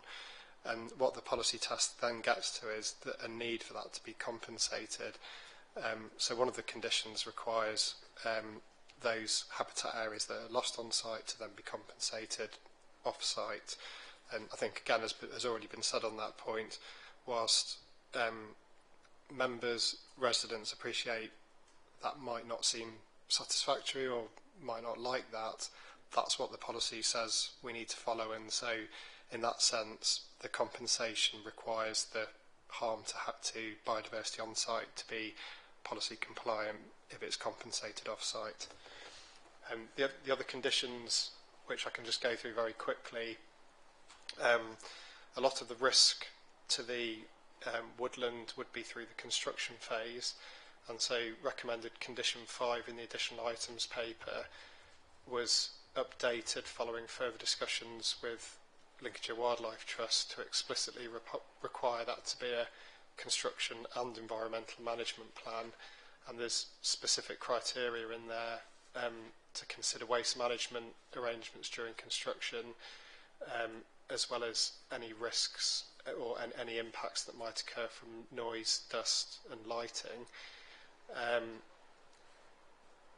The final condition, which was raised in the ecological impact assessment as being an operational risk, was the lighting scheme that would accompany the development, and again condition 15 requires full details of any lighting to be submitted for approval around the store. So I think collectively those 4 conditions are the mitigation that we consider as necessary as officers, guided by our experts, in order to mitigate the harm that would occur from the development.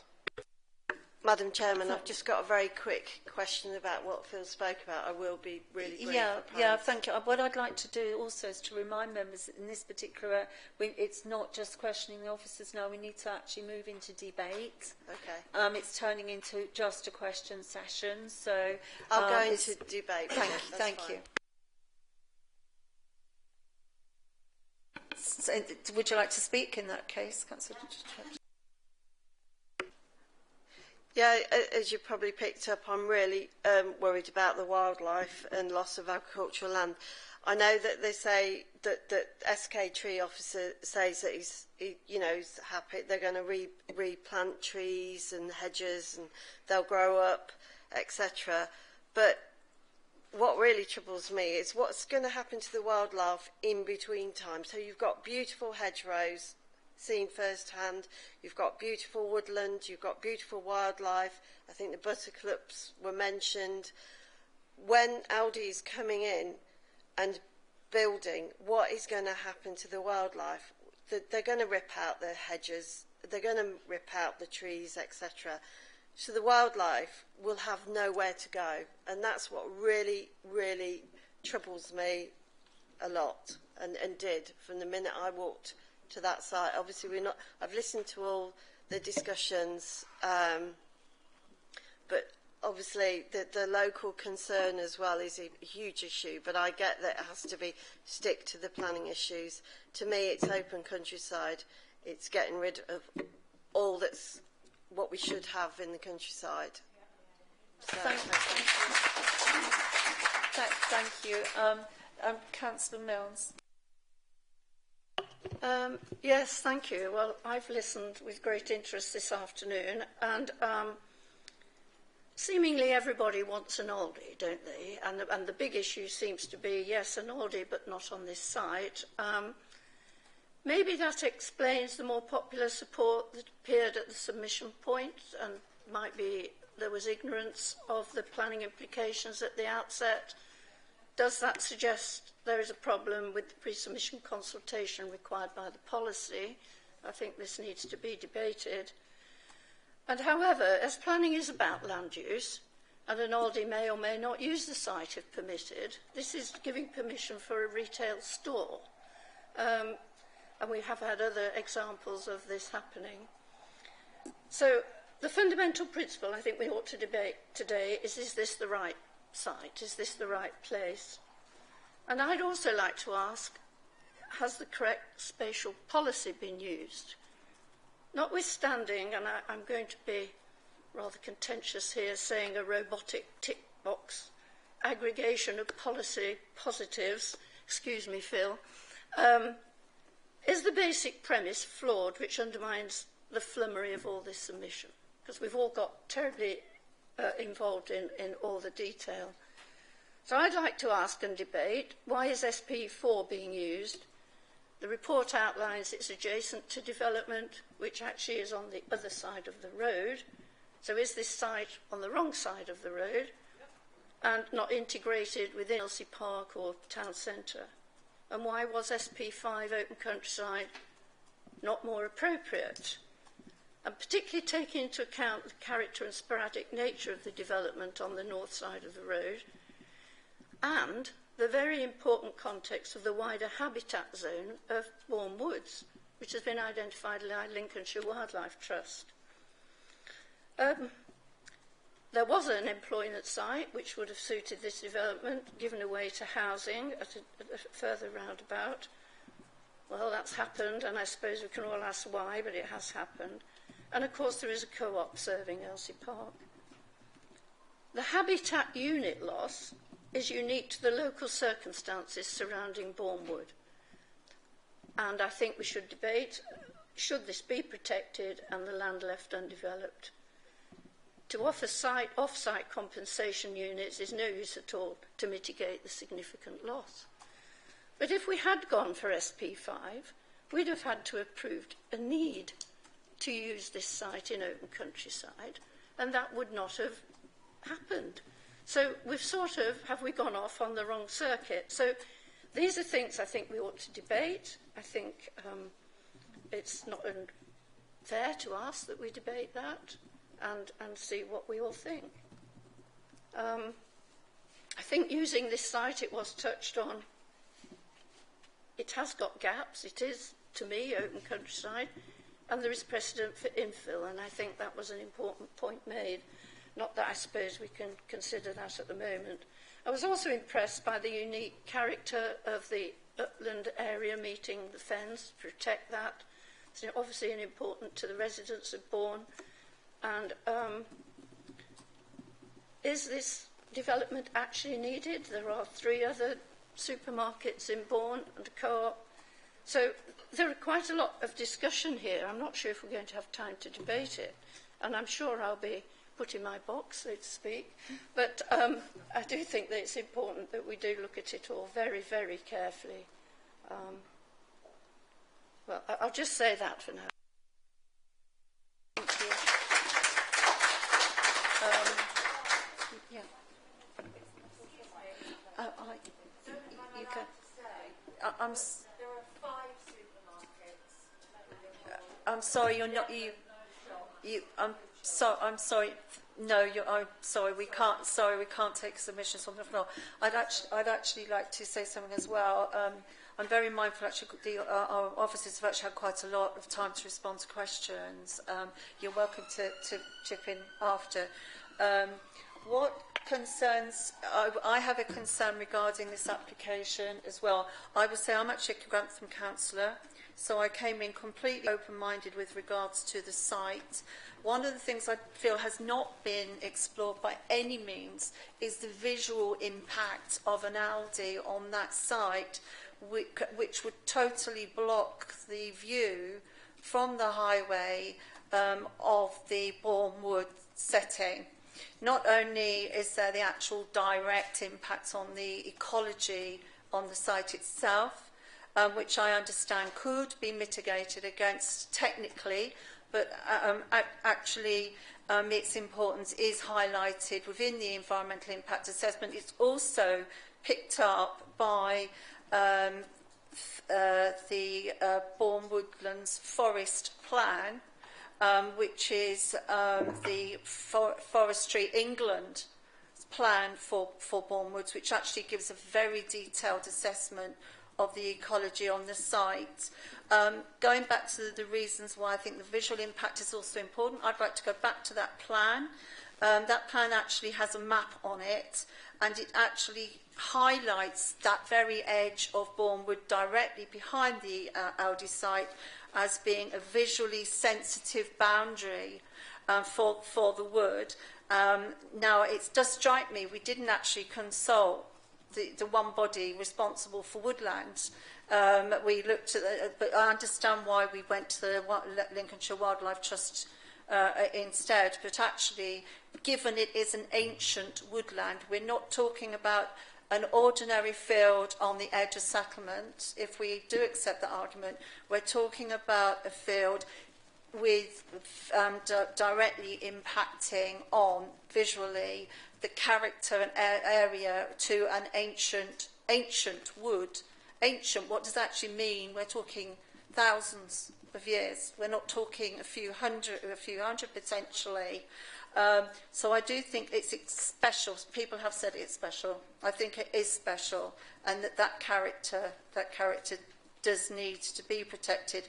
On the other side of the argument, I think Councillor Mills has touched on this, on the other side of the argument, we have got people living in Elsie Park who will be thinking, well, for them, and I can understand why we've got the totally different views coming from the community, for them, having a supermarket on their doorstep could be convenient. I can understand why we've had that argument as well. So what I'd like to do now is move over back to our committee members. Councillor Fellows, you've had your hand. I have. Thank you, Chair. I am not at all surprised by the veracity and the strength and the passion from all my colleagues from Bourne. And just to come in on the last point you made, there are people in Bourne who support this proposal. No doubt about it, there are people who support this proposal. I also feel that, looking at all the other things, we can't go, why not that one, why not this one, because we've got to judge the proposal in front of us. That's our job today. It is, and so I could go down some points. For instance, it is to my shame that Bourne hasn't yet managed to finish off its neighbourhood plan. It's been so many years in the making, I'm losing the will to live waiting for it, and to use that as an argument almost becomes a little bit irrelevant to me, but I'm very much aware of where the conversation is going and where we're at. I am really intrigued by what Councillor Milne was saying, because I think that is a conversation we have got to have. I also have to say that I have been persuaded by a lot of the arguments against it, I think, have been answered. A lot of the answers that certainly Phil has come up with, and we've looked at it, have totally been answered. But we are where we are, and we have to consider this proposal in front of us. And having had my ear bent about it for a long, long time and many, many hours, I'm still considering and I'm still listening. Thank you. Thank you very much. Councillor Vishnu Singh. Can I just say, if you want to use my slide of where all the supermarkets are in Bourne, I'm quite happy for you to use it. I am sorry, we can't submit that now. Okay. Thank you. Councillor Vishnu Singh. Well, thank you, Madam Chairman. I've listened very intently to all the debates. There's a lot of good things, good points come up from the residents and from the councillors from Bourne. And also I would thank Mr. Hardy for his honesty in terms of answering some of the questions being put here. Therefore, coming today, we can learn quite a lot from it, and I do accept what Councillor Milne has said. Quite a lot of things chime with my own reasoning, and yourself, Madam Chairman.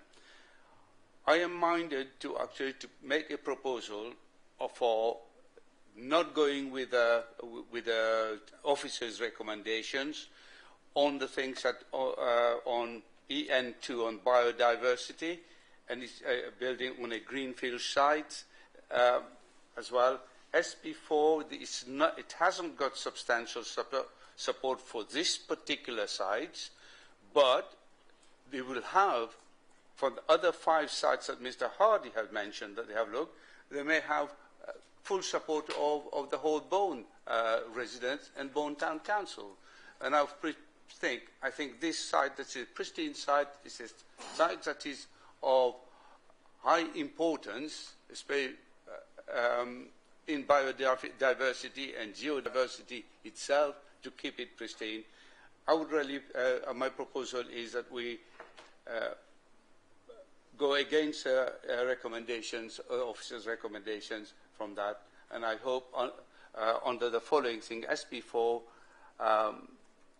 in Bourne ID2, the transport, and also EN2 to the biodiversity and geodiversity to protect the greenfield sites. Thank you.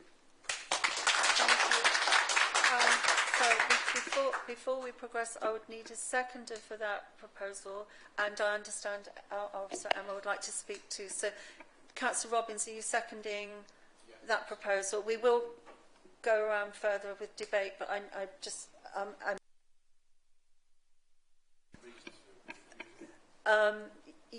yes, you can at this point if you want to, and then we'll go on to allow Emma to respond. Okay, I'll second Councillor Bissell-Thing's recommendation to refuse this application today. We've heard a lot about the willingness for Aldi to come to Bourne, but not in this position. So I think this application is contrary to SP4, EN2, EN3, EN6, SP2D, SP4A and C, SD1, and I think it's been mentioned before, EN1 and SP4. Dare I ask, could you go through those again, please? Yes. Okay. I have, right, yeah, you're so far away now. SP4. Yep. Yeah, that's EN 1, 2 and 3.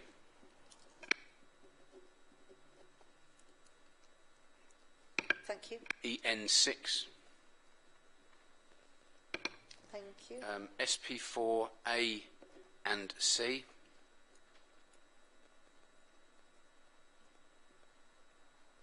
Thank you. SP2D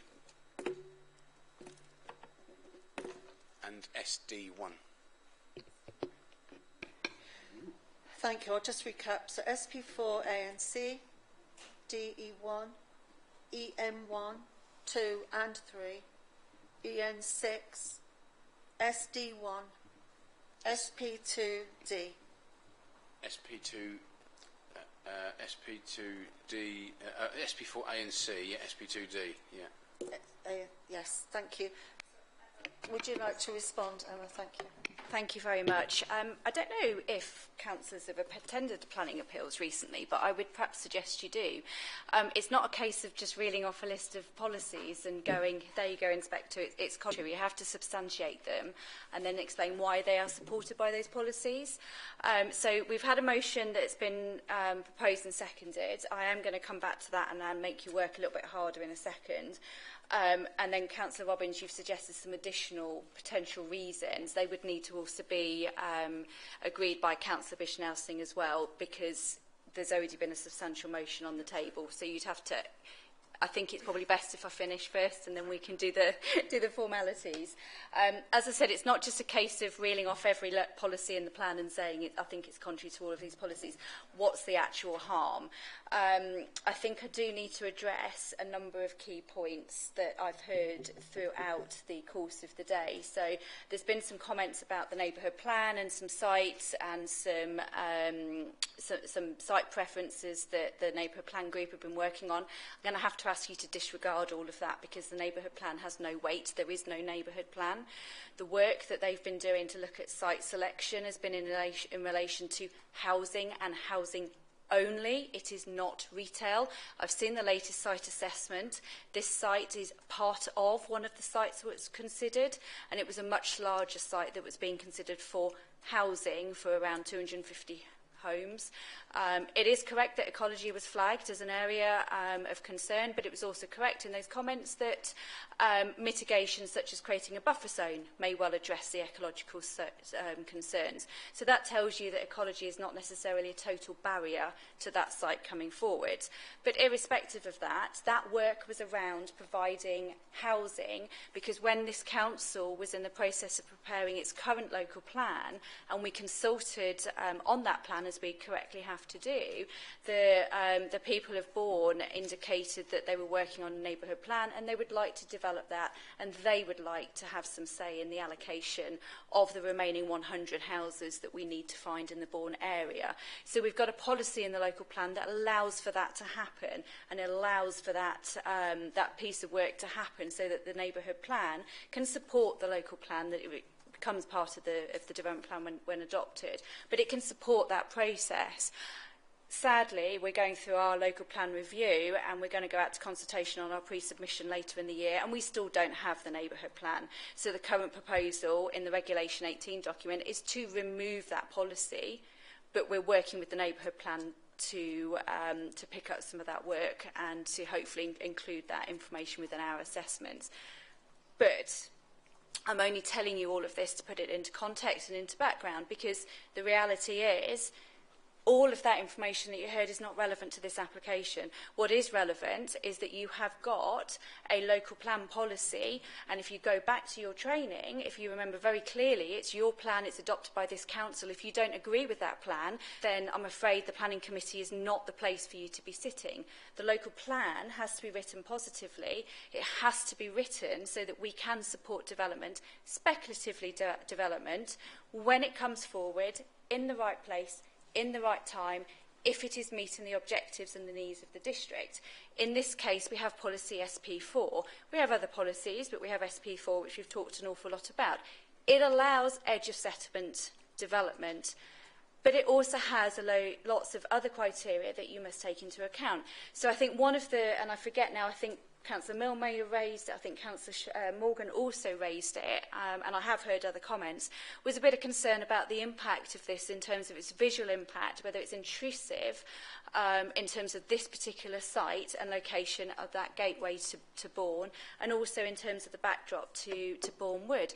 That would be a reasonable assessment for you to apply against the criteria of SP4, should the committee be minded to take the view that this is visually harmful and not the right site.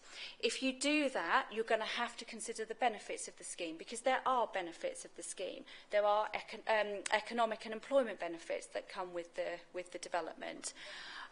You must consider, if you find harm, those benefits. The balance is then up to the planning committee, so you can decide that you find the benefits outweigh the harm, or you could find that the harm outweighs the benefits. That's a reasonable and rational decision.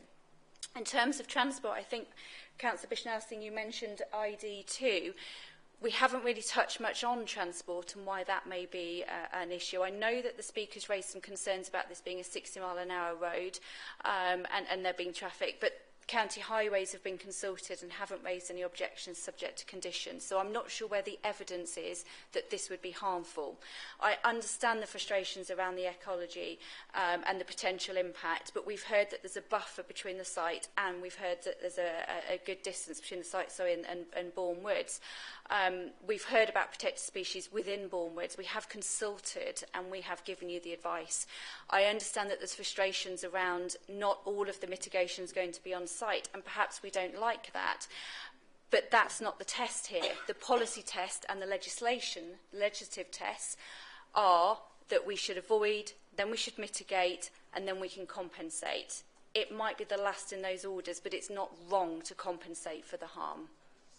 So to refuse, I can hear the comments at the back, and I would ask that you're respectful, thank you very much. To accept compensation is not wrong. Okay, it would be a correct interpretation of the policy. In terms of the employment site, I'll ask Phil to give you a bit more background on that one. In terms of the retail impact, we're not here to interfere with market choice. So I know we've talked a lot about this being Aldi, and it's correct that the applicant is Aldi. However, we're approving a retail unit. It could be a different operator. But when we look at these, we look at retail impacts. We look at the impact on other sites within Bourne to understand whether it's going to have a detrimental impact on the town centre and other units. We also look to see if there's sequentially better sites available. That test has been done. It's in the papers, which you will all have read, so you can see the evidence. I'm going to stop talking and let Phil cover the LC Park employment site, and if there's anything else that I've missed. But I'm happy to take any further questions after that. But I think that you do need to just think about those questions, and the bit that I would potentially steer you down, if you're minded to think like that, is the visual and landscape impact, which is part of the criteria for SP4. Thank you. Now, if Phil could just answer the employment, because I think that's an important one just to cover.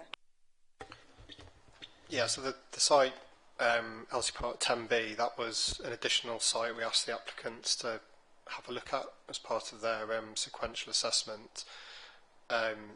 What came back from that was that that site is, again, equivalent to this site. It's no more sequentially preferable, which is what the policy test requires us to look at.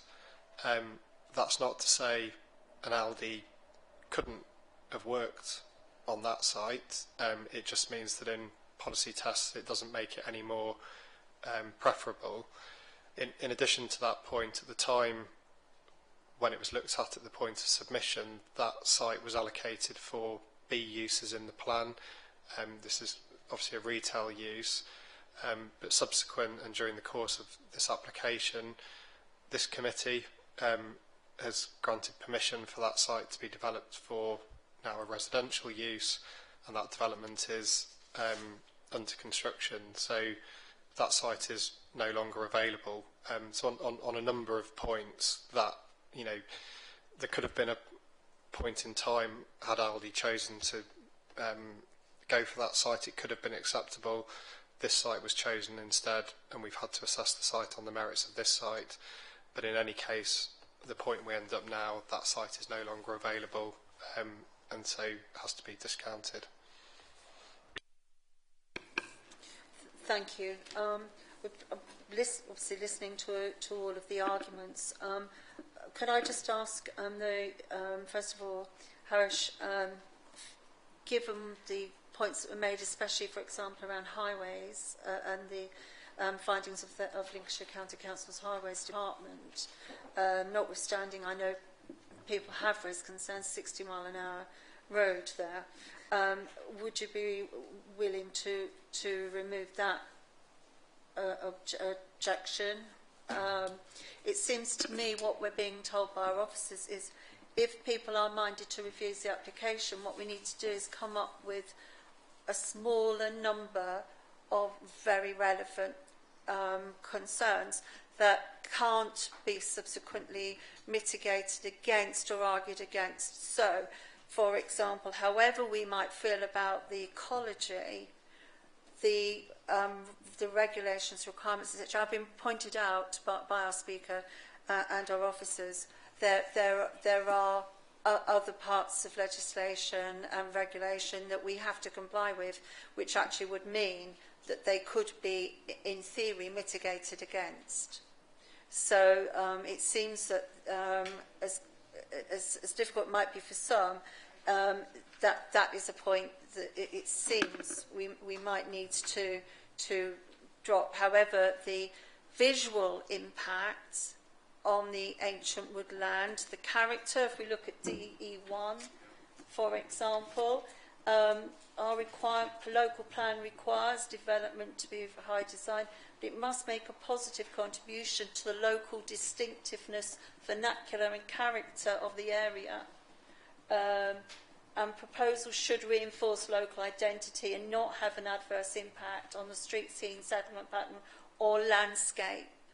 So to me, that seems like a strong policy that we could be relying on at this point. And I think EN1 is in a similar vein.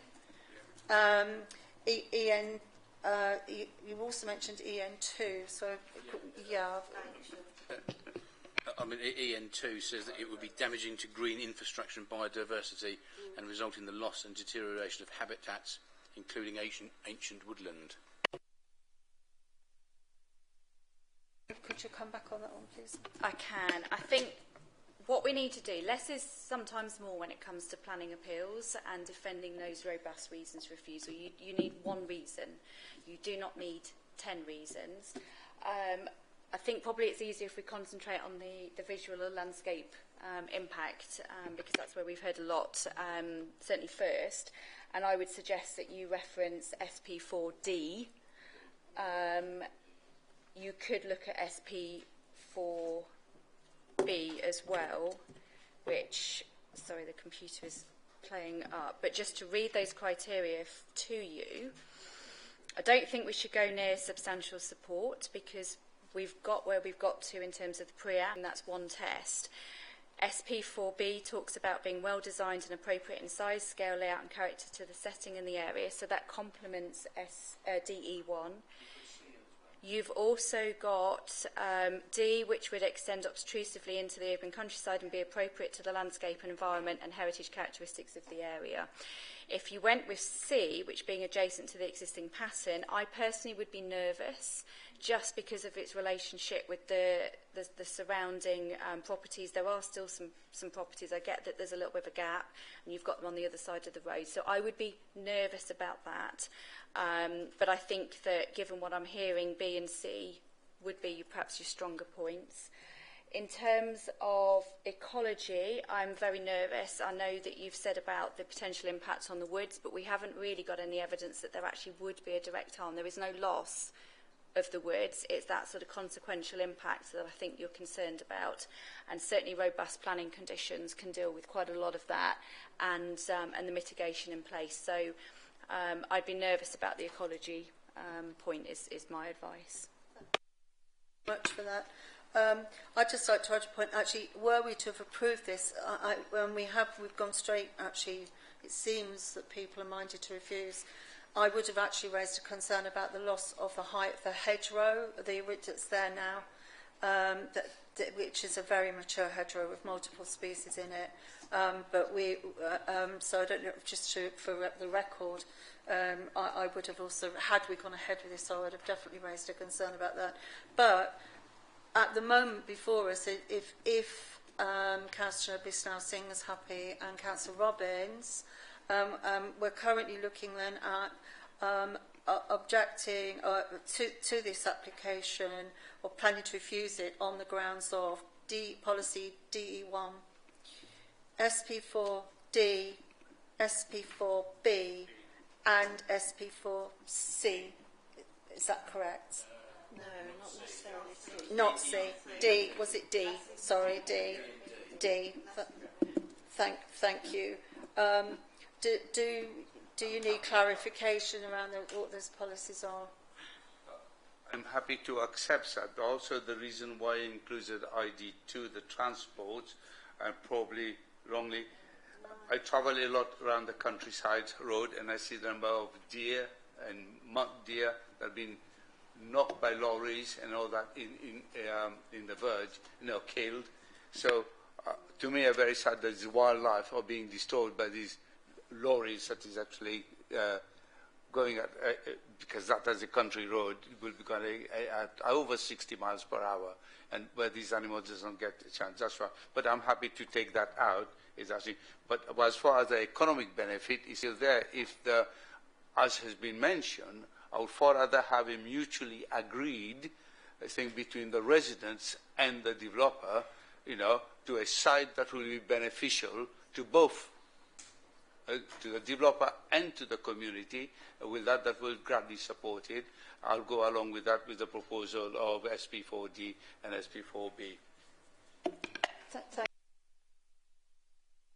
I think you need to be really careful with that statement, Councillor Bishnell-Singh, because it's actually very rare in planning that you're going to get total support or total opposition to a scheme. We'd always encourage pre-app, we'd always encourage engagement, we'd always encourage those sites to be mutually agreeable if possible, but inevitably every single time we build on a green field or extend the settlement somewhere, whether through a local plan allocation or otherwise, somebody is not going to be overly happy because it is going to be interrupting somebody's view or some other impact that they perceive there to be. I'm not quite sure whether you're suggesting that had the residents all popped here today and said they're okay with it, you would have been comfortable in approving the application. You're here to assess objectively, regardless of the support or the opposition to it, whether or not the site is in the right location, irrespective of whether we had 1,000 people in the back row, 2 people in the back row, or as many as we have today, either way. So I think you need to be really comfortable in your mind that this is the wrong location because this is causing the impact that I've heard articulated in relation to the visual impact on the landscape and the character of the area. I think you also need to be recognising as a committee the benefits, because when we go into a harm territory and we're saying there's a conflict with the local plan, and because there's a harm, we need to recognise those that balance and those benefits. Planning is all about the benefits. So as long as you understand that and you can articulate that you're agreeing, and I think Councillor Bishnell saying you did reference that, then that's comfortable. But you would need to make your own mind up individually. Are you happy that the benefits do not outweigh the harm? Yeah, the benefits do not outweigh the harm if you're going to vote to refuse the application. I think procedurally as well, we probably just need to clarify, because we did have a motion on the table and it was seconded. We probably need to clarify that that's perhaps been withdrawn and replaced with a new motion, just for clarity, because we've got possibly people watching and we've certainly got people here in the gallery, so we just need to be abundantly clear what we're voting on. Thank you. My understanding was that Councillor Bishnell Singh, you had actually accepted the amended policies which are relevant. Councillor Robbins, you seconded. Do you accept those? You also had your hand raised. Did you want to say something else? Yes, I do accept that, Chairman. Thank you. I think going back to Emma's point, I think throughout the debate and through the public speakers that were against the application, not at any point have we said we don't want Aldi or a retail supermarket, an extra retail supermarket or retail outlet in Bourne. That's never been mentioned, and I think all the way through the debate, through the councillors, through the speakers, through everybody, and even through the gentleman who represented the agent, we've said that actually Bourne can do with another supermarket. They would welcome Aldi. The benefits far outweigh anything. It's just literally that the position is not right for that particular outlet. And I'm sure if they went away and found another suitable site in Bourne, it would go through without 2 hours of debate. Yes, so I think, as I say, going back to Emma's point well, I think we have been very objective and been fair in the advantages and the disadvantages of this scheme. Thank you very much. I'd just like to add to that when I first visited the site, I did look at Elsie Park and consider the advantages of having a supermarket in that position. And I will say now, had it not been the site so close or with the visual impact on that ancient wood, I probably would have been minded to have approved it.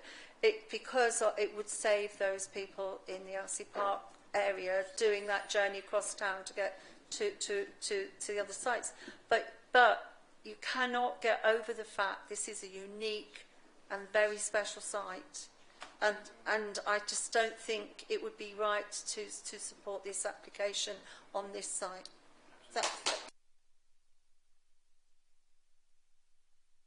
Councillor Harrison, you've had your hand up. Thank you, Chair. I would like to come to the Director to sort of clarify things for me, help me out here. Are we saying there's no weight at all given to the neighbourhood plan? Because there are 3 documents in there that I would argue this goes against, well, it definitely goes against 2 and possibly the 3rd as well. Being heritage assets are not only listed as buildings, but they're any area with a significant merit. So Bourne Woods would then definitely be a heritage asset, in my opinion, to Bourne. And as such, that would be against 3 of the things in there. But so what I'm asking is, we can't consider any of that at all now. Is that correct? Yeah, that's correct. In planning terms, a neighbourhood plan becomes part of the development plan when it's adopted by this council. And then the further away you get from adoption, so the earlier you are in that process, the less weight it would have. But at the moment, it would carry no weight. There is no plan, and you can't take it into account. I think as well we need to not get confused between conservation and heritage conservation and ancient woodlands. they're old, it ticks a number of boxes in terms of heritage, but that would be a different policy in all likelihood, where we'd be talking a very different set of balances and a different set of weight. So, yeah, but no weight in this instance. Thank you. What I think I'd like to do now is move forward, and I'd like to go to the vote. Can we just check if moved and seconded on that? I thought we had actually. So I'm just being asked to confirm that we have a mover, which I understand was Councillor Harishnell Businessing, and we have a seconder, Councillor Nick Robbins. Thank you. I've been asked to have a recorded vote. For people, we need to have how many? Sorry, six people. Sorry, six. Yes, certainly.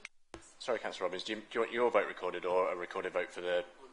Yeah, so it would be 20% of those present, so my maths isn't always brilliant, but I think it's 6 today. For if 6 people, 6 committee members want a recorded vote, then we'd have one.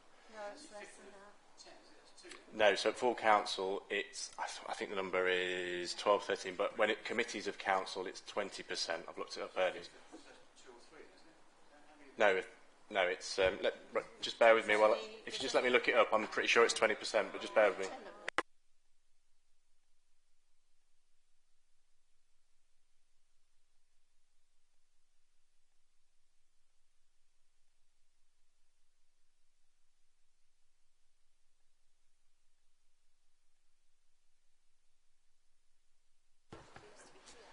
Yeah, you're quite right. You're quite right, Councillor Robbins. It's 10 councillors at full council or 20% of councillors at any other meeting. And as I said, my maths is useless. Therefore, Councillor Robbins is correct. Thank you. So we need two members to support that proposal. I don't mind. Okay. That's carried. So in that case, we will now go forward to a vote. So we are voting to refuse the application for Aldi on the grounds that have been given, which I could read again, but I believe that we should all be satisfied but with where we're at on that now. Thank you.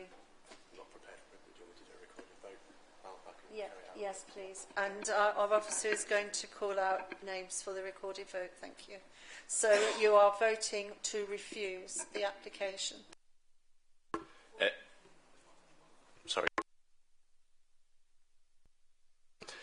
Thank you, Chairman. So normally at full council we'd read this out in alphabetical order, but I'll read it out from left to right as I'm looking, if that's okay. So can I start with Councillor Bird, please? So you're voting for the proposal. Thank you. Councillor Fellows? Councillor Harrison? Councillor Bisnousing? Councillor Sawyer? Councillor Robbins? Councillor Trotter? Councillor Morgan? 4. And Councillor Milnes? 4.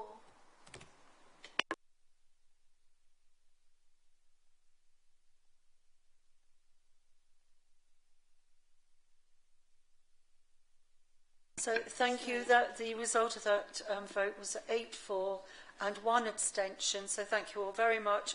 The application has been refused on the grounds given.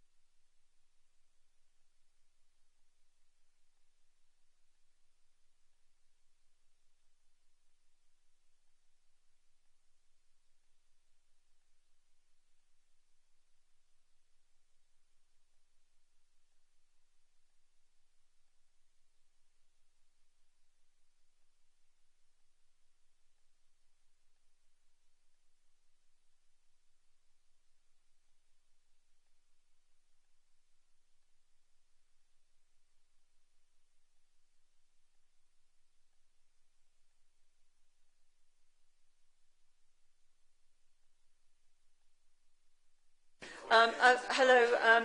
Can I just ask members of the committee, please? We will be moving on to the next agenda item. However, I earlier asked for permission to extend to 5:15. Being realistic, it looks like 5:30, and we need to really focus. Are members willing to stay until 5:30? Thank Chairman, you. I will. Can I have... so I will, but I do need to leave at 5:30. I've got work at 6. Yeah. Thank you. So that Councillor Robbins, are you happy to move that? And Councillor Trotter to second. Thank you. And is everyone in favour of that? Yeah. That's great. Councillor Paul Fellows, are you all in favour? Thank you. And just we've noted that Councillor Fellows has left the room. Is he coming back? Because has he gone?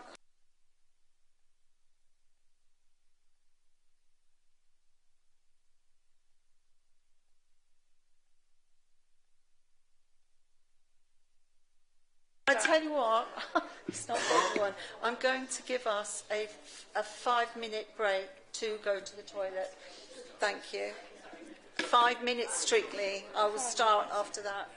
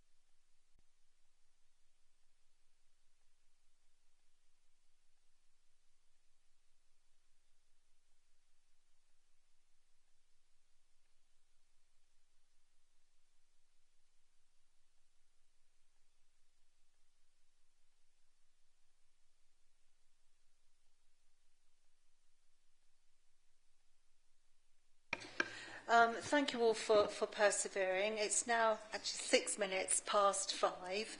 And as I said before, we plan to finish by 5:30. So if I can ask people to keep really focused and questions, if we have any of our speaker, are focused on what the speaker has to say. We're now looking at agenda item 6, which is application S232367, which is the conversion of former retail outlet on ground floor and nightclub first and second floor to 7 apartments in Stamford. The officer presenting to us today is Venetia Ross-Gilmore. If I can hand over to you, please, Venetia. Thank you and good afternoon. The planning application is the conversion of ground floor retail unit, which is Class E, and first and second floor nightclub, which is sui generis, to 7 residential apartments, which is use Class C3.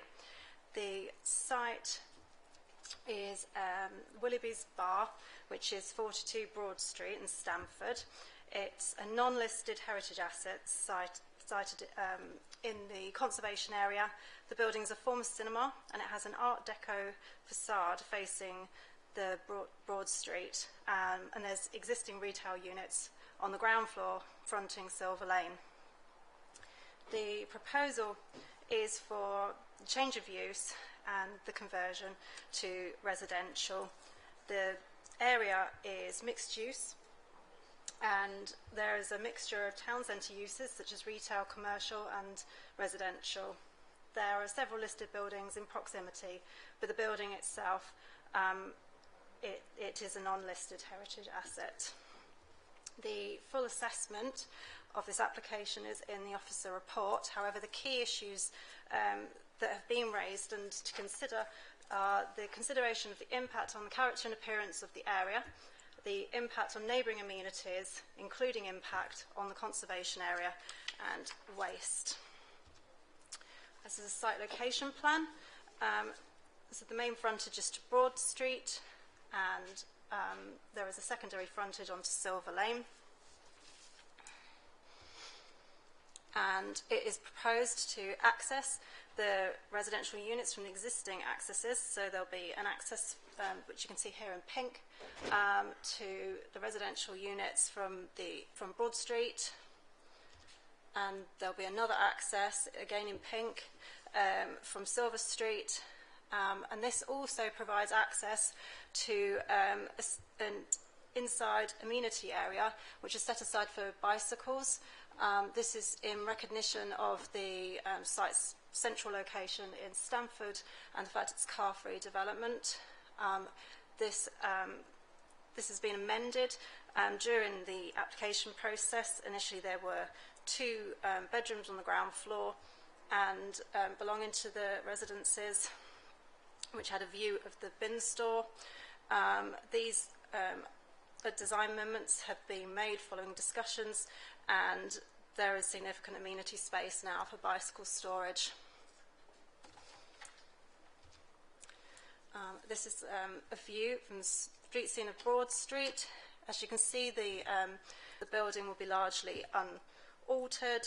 There will be additional fenestration to Silver Street, to the rear of the building and side of the building, but this will be in keeping with the existing building. The facade itself is not going to be altered. The building is not going to be extended. However, there is currently a wooden extension with glazed area on the roof of the building, which you can see from some angles, and this will be removed. And there will be a small extension to the second floor. It's a rear view. You can see the additional windows on the top floor and an aerial view.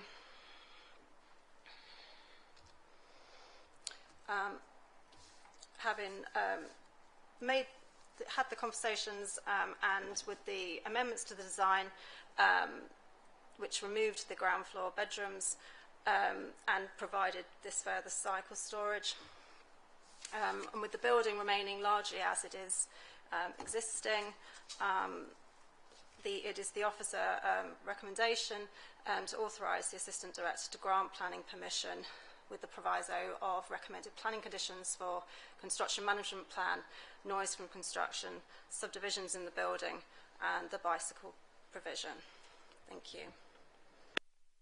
Thank you very much for that.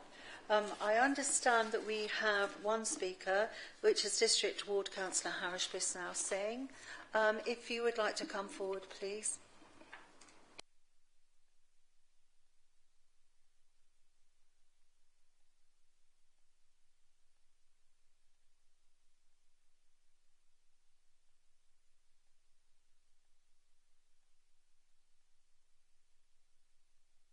You will have 3 minutes.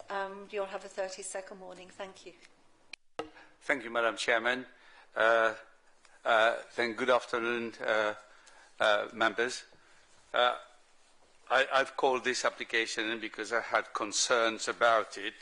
One of my main concerns was about changing the spatial view of the conservation area. It's right in the middle of the conservation area. And also some of the development that is within it will cause change to the actual view of Silver Lane and also the Broad Street. Now, my first things is the concerns about the emergency exit at the back of the development. If it is possible for you to put that chart up, the first one.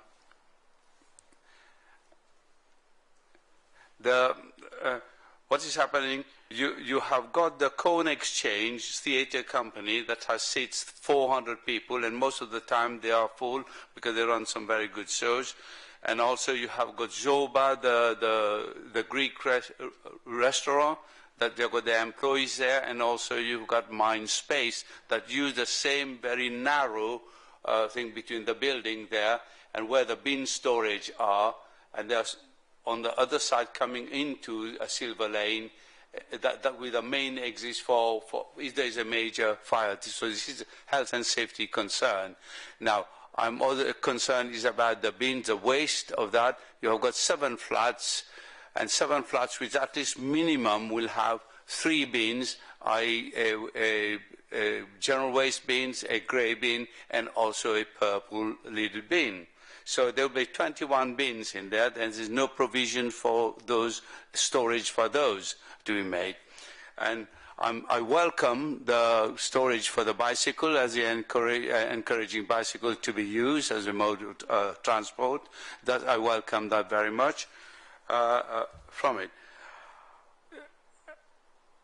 And my other concern is the fenestrations, because the fenestration is new on Silver Lane, on that, and that is a totally new, will alter the character and the spatial view of the area within a conservation area. And also some of the pardon? Okay, thank you. My other concern is when on Thursday, when the bins are collected, all those bins for the 21 bins will be lined up on the pavements, which is very restricted around there.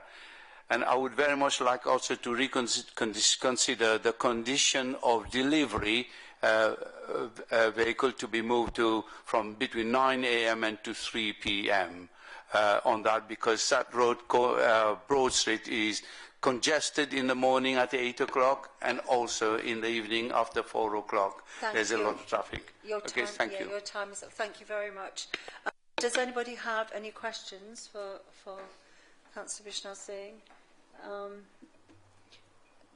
I have actually. Can you just? Is it possible for somebody to just point out where the pinch point is regarding the emergency exit for the neighbouring building? Is that possible to do that? I think the pinch. Can you just explain exactly? Because the pinch point, if you see from the tiny lines of pink and blue, a tiny little blue there, so that is a corridor.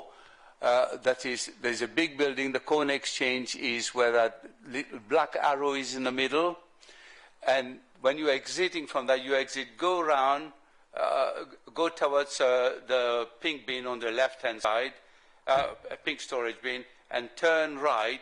And that is the Silver Lane. So that is a very narrow lane, and there's lots of businesses there that uses that for putting their waste as well out on Thursday collection. So all the people will exit from there, come alongside onto the Broad Street, coming down towards the bottom end of the drawing there. But I don't know for the evacuations of the people, the resident of the new flats, is that going to be by the front door, just on the corner there, at the bottom? That's something that we could ask our officer. Thank you very much. Yeah, thank you for that. Thank you. So now we'll move on to debate and questions of our officer. Councillor Trotter. Yeah. Hi, Venezia. Visited the site. I think it is a good location for flats to go, but obviously there is a concern from Councillor Harris about the bins. I know it's probably not what we're going to consider today, but is there any spare space, can I say, to negate the worry of Harris, please, and his residents? Also. Thank you. As you can see on this plan, the area that is shaded in pink and blue, that is the bin storage area for this building. This is as existing the bin storage area for the nightclub and the retail units. This area has additional space. It is showing 4 of the large kind of Euro bins for the residences. So I guess that's kind of a shared bin storage rather than individual ones, as is quite typical for apartments. And then there's another bin for the retail unit. Again, as existing, the bins are stored here and then they are collected from here and taken out via Silver Street. This area is the emergency access to the Corn Exchange, and they did raise this. However, there are no accesses proposed for the residences from this alleyway. It will just be as existing with the bin storage. Thank you. Thank you. Councillor Robbins. Thank you. Thank you, Chairman. I'm just going to carry on from Councillor Trotter. There's four, if you leave the retail side out, there's 4 residential bins for 7 flats, have 3 bins each with the paper and the twin stream recycling, and I think that's 21 bins that have to be now used by the owners of the flats. So that's woefully inadequate, I think, for any bin storage. 4 will service one flat and a bit. I think we really look at this in more detail to ensure it's good for the residents and good for us, the council, to collect as well. Thank you. I understand that Adam has a response. Yes, so just to come back on that point, Councillor Robbins, I think Venezia alluded to it with a previous response. What you're not with this site, it's not a case of each individual flat will have their own individual bins. What you're actually having here is a shared bin storage where it'll be collective bins for the entire development. So what you've got here is effectively those larger Euro-style bins which will be shared between all the occupants and effectively replicates that existing situation for its use as a nightclub. So when we've looked at it and assessed it, we're comfortable that the actual bin storage situation will not be any different or any worse than the existing situation as it is for its nightclub operation. Thank you. Councillor Sawyer.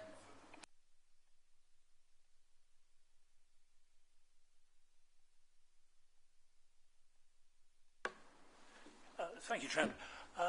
I'm inclined to support this. I've always been a fan of increasing the residential use of Stamford Town Centre. I fear the major concern I have is not one that we can consider on planning grounds. It's the 3rd bullet point on page 85. It's there, we can all read it, but I fear it's not one that we can take into consideration. One of those sites has been partially completed, and saying partially completed is an overstatement, for 20 years. I think Harish can confirm that. May I just say then, you were quite right, that's not really relevant now. But I just wanted to raise it. I just wanted to say but Emma would like to say something. My major concern on that one.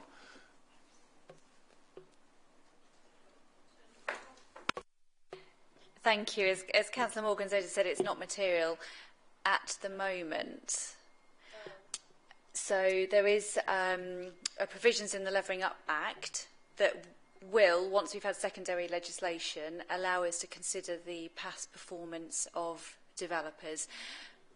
But at the moment, it's not material, I'm afraid. Councillor Robbins, just to come back again. Yeah, just to come back on yours, Adam, about the bins. We've got 5 of us in the house, and one of my jobs now is to go into the recycling bin to take out all the black stuff and then pick out all the paper to put in the paper and cardboard bin, because they do not know which one goes in where. With 7 flats, with, I say, 14 people, are we putting an onus on our recycling rates? Are we going to have an effect on or impact on our recycling rates if we've got 4 bins for potentially 14 people? I'm just thinking, is there anything we can do at this stage to help ourselves? Because I think we're shooting ourselves in the foot by reducing the recycling rates by doing 4 bins for 14 people. I think I completely understand the point. I think the difficulty is here we could have individual bins, but if people still don't know the rules, it doesn't matter how many bins you've got, whether it's 1 for everybody or 10 bins, we're still going to get stuff in the wrong bins. Yeah, no, I completely understand. I think it's around education, and maybe I'll what I can do is speak to our refuse team and just see what they can do maybe in terms of, or what they are doing in terms of comms. But I think we've had quite a lot out recently about certainly the purple-lidded bins, but I think it's a persistent problem. I don't think it's a reason for refusal, but I completely understand that it's an issue.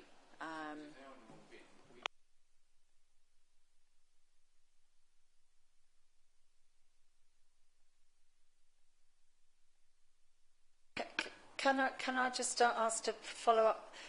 Who would actually be collecting this waste and waste management plan? Is it SKDC or is it a private contractor? Do we know? Yeah, they may have their own private arrangement. I was just asking if we knew. No. Sorry, Carish, can't answer. Apologies. What I'll do now is move. Sorry, move on to Councillor Trotter. She had her hand raised.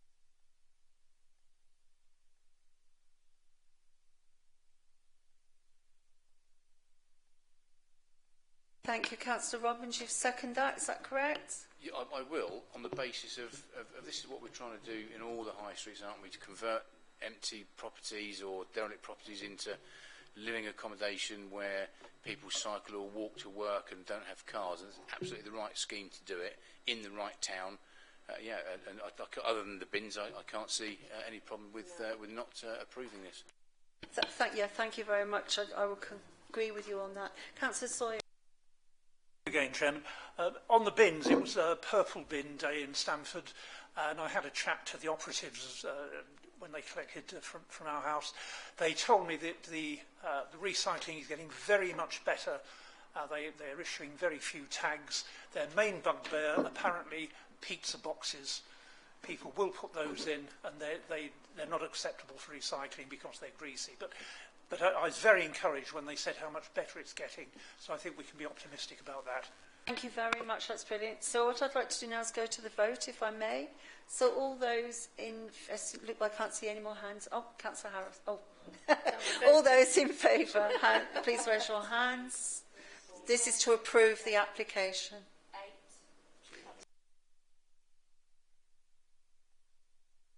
That was unanimous. Thank you very much for that. What I need to do now, we've got one more application left, and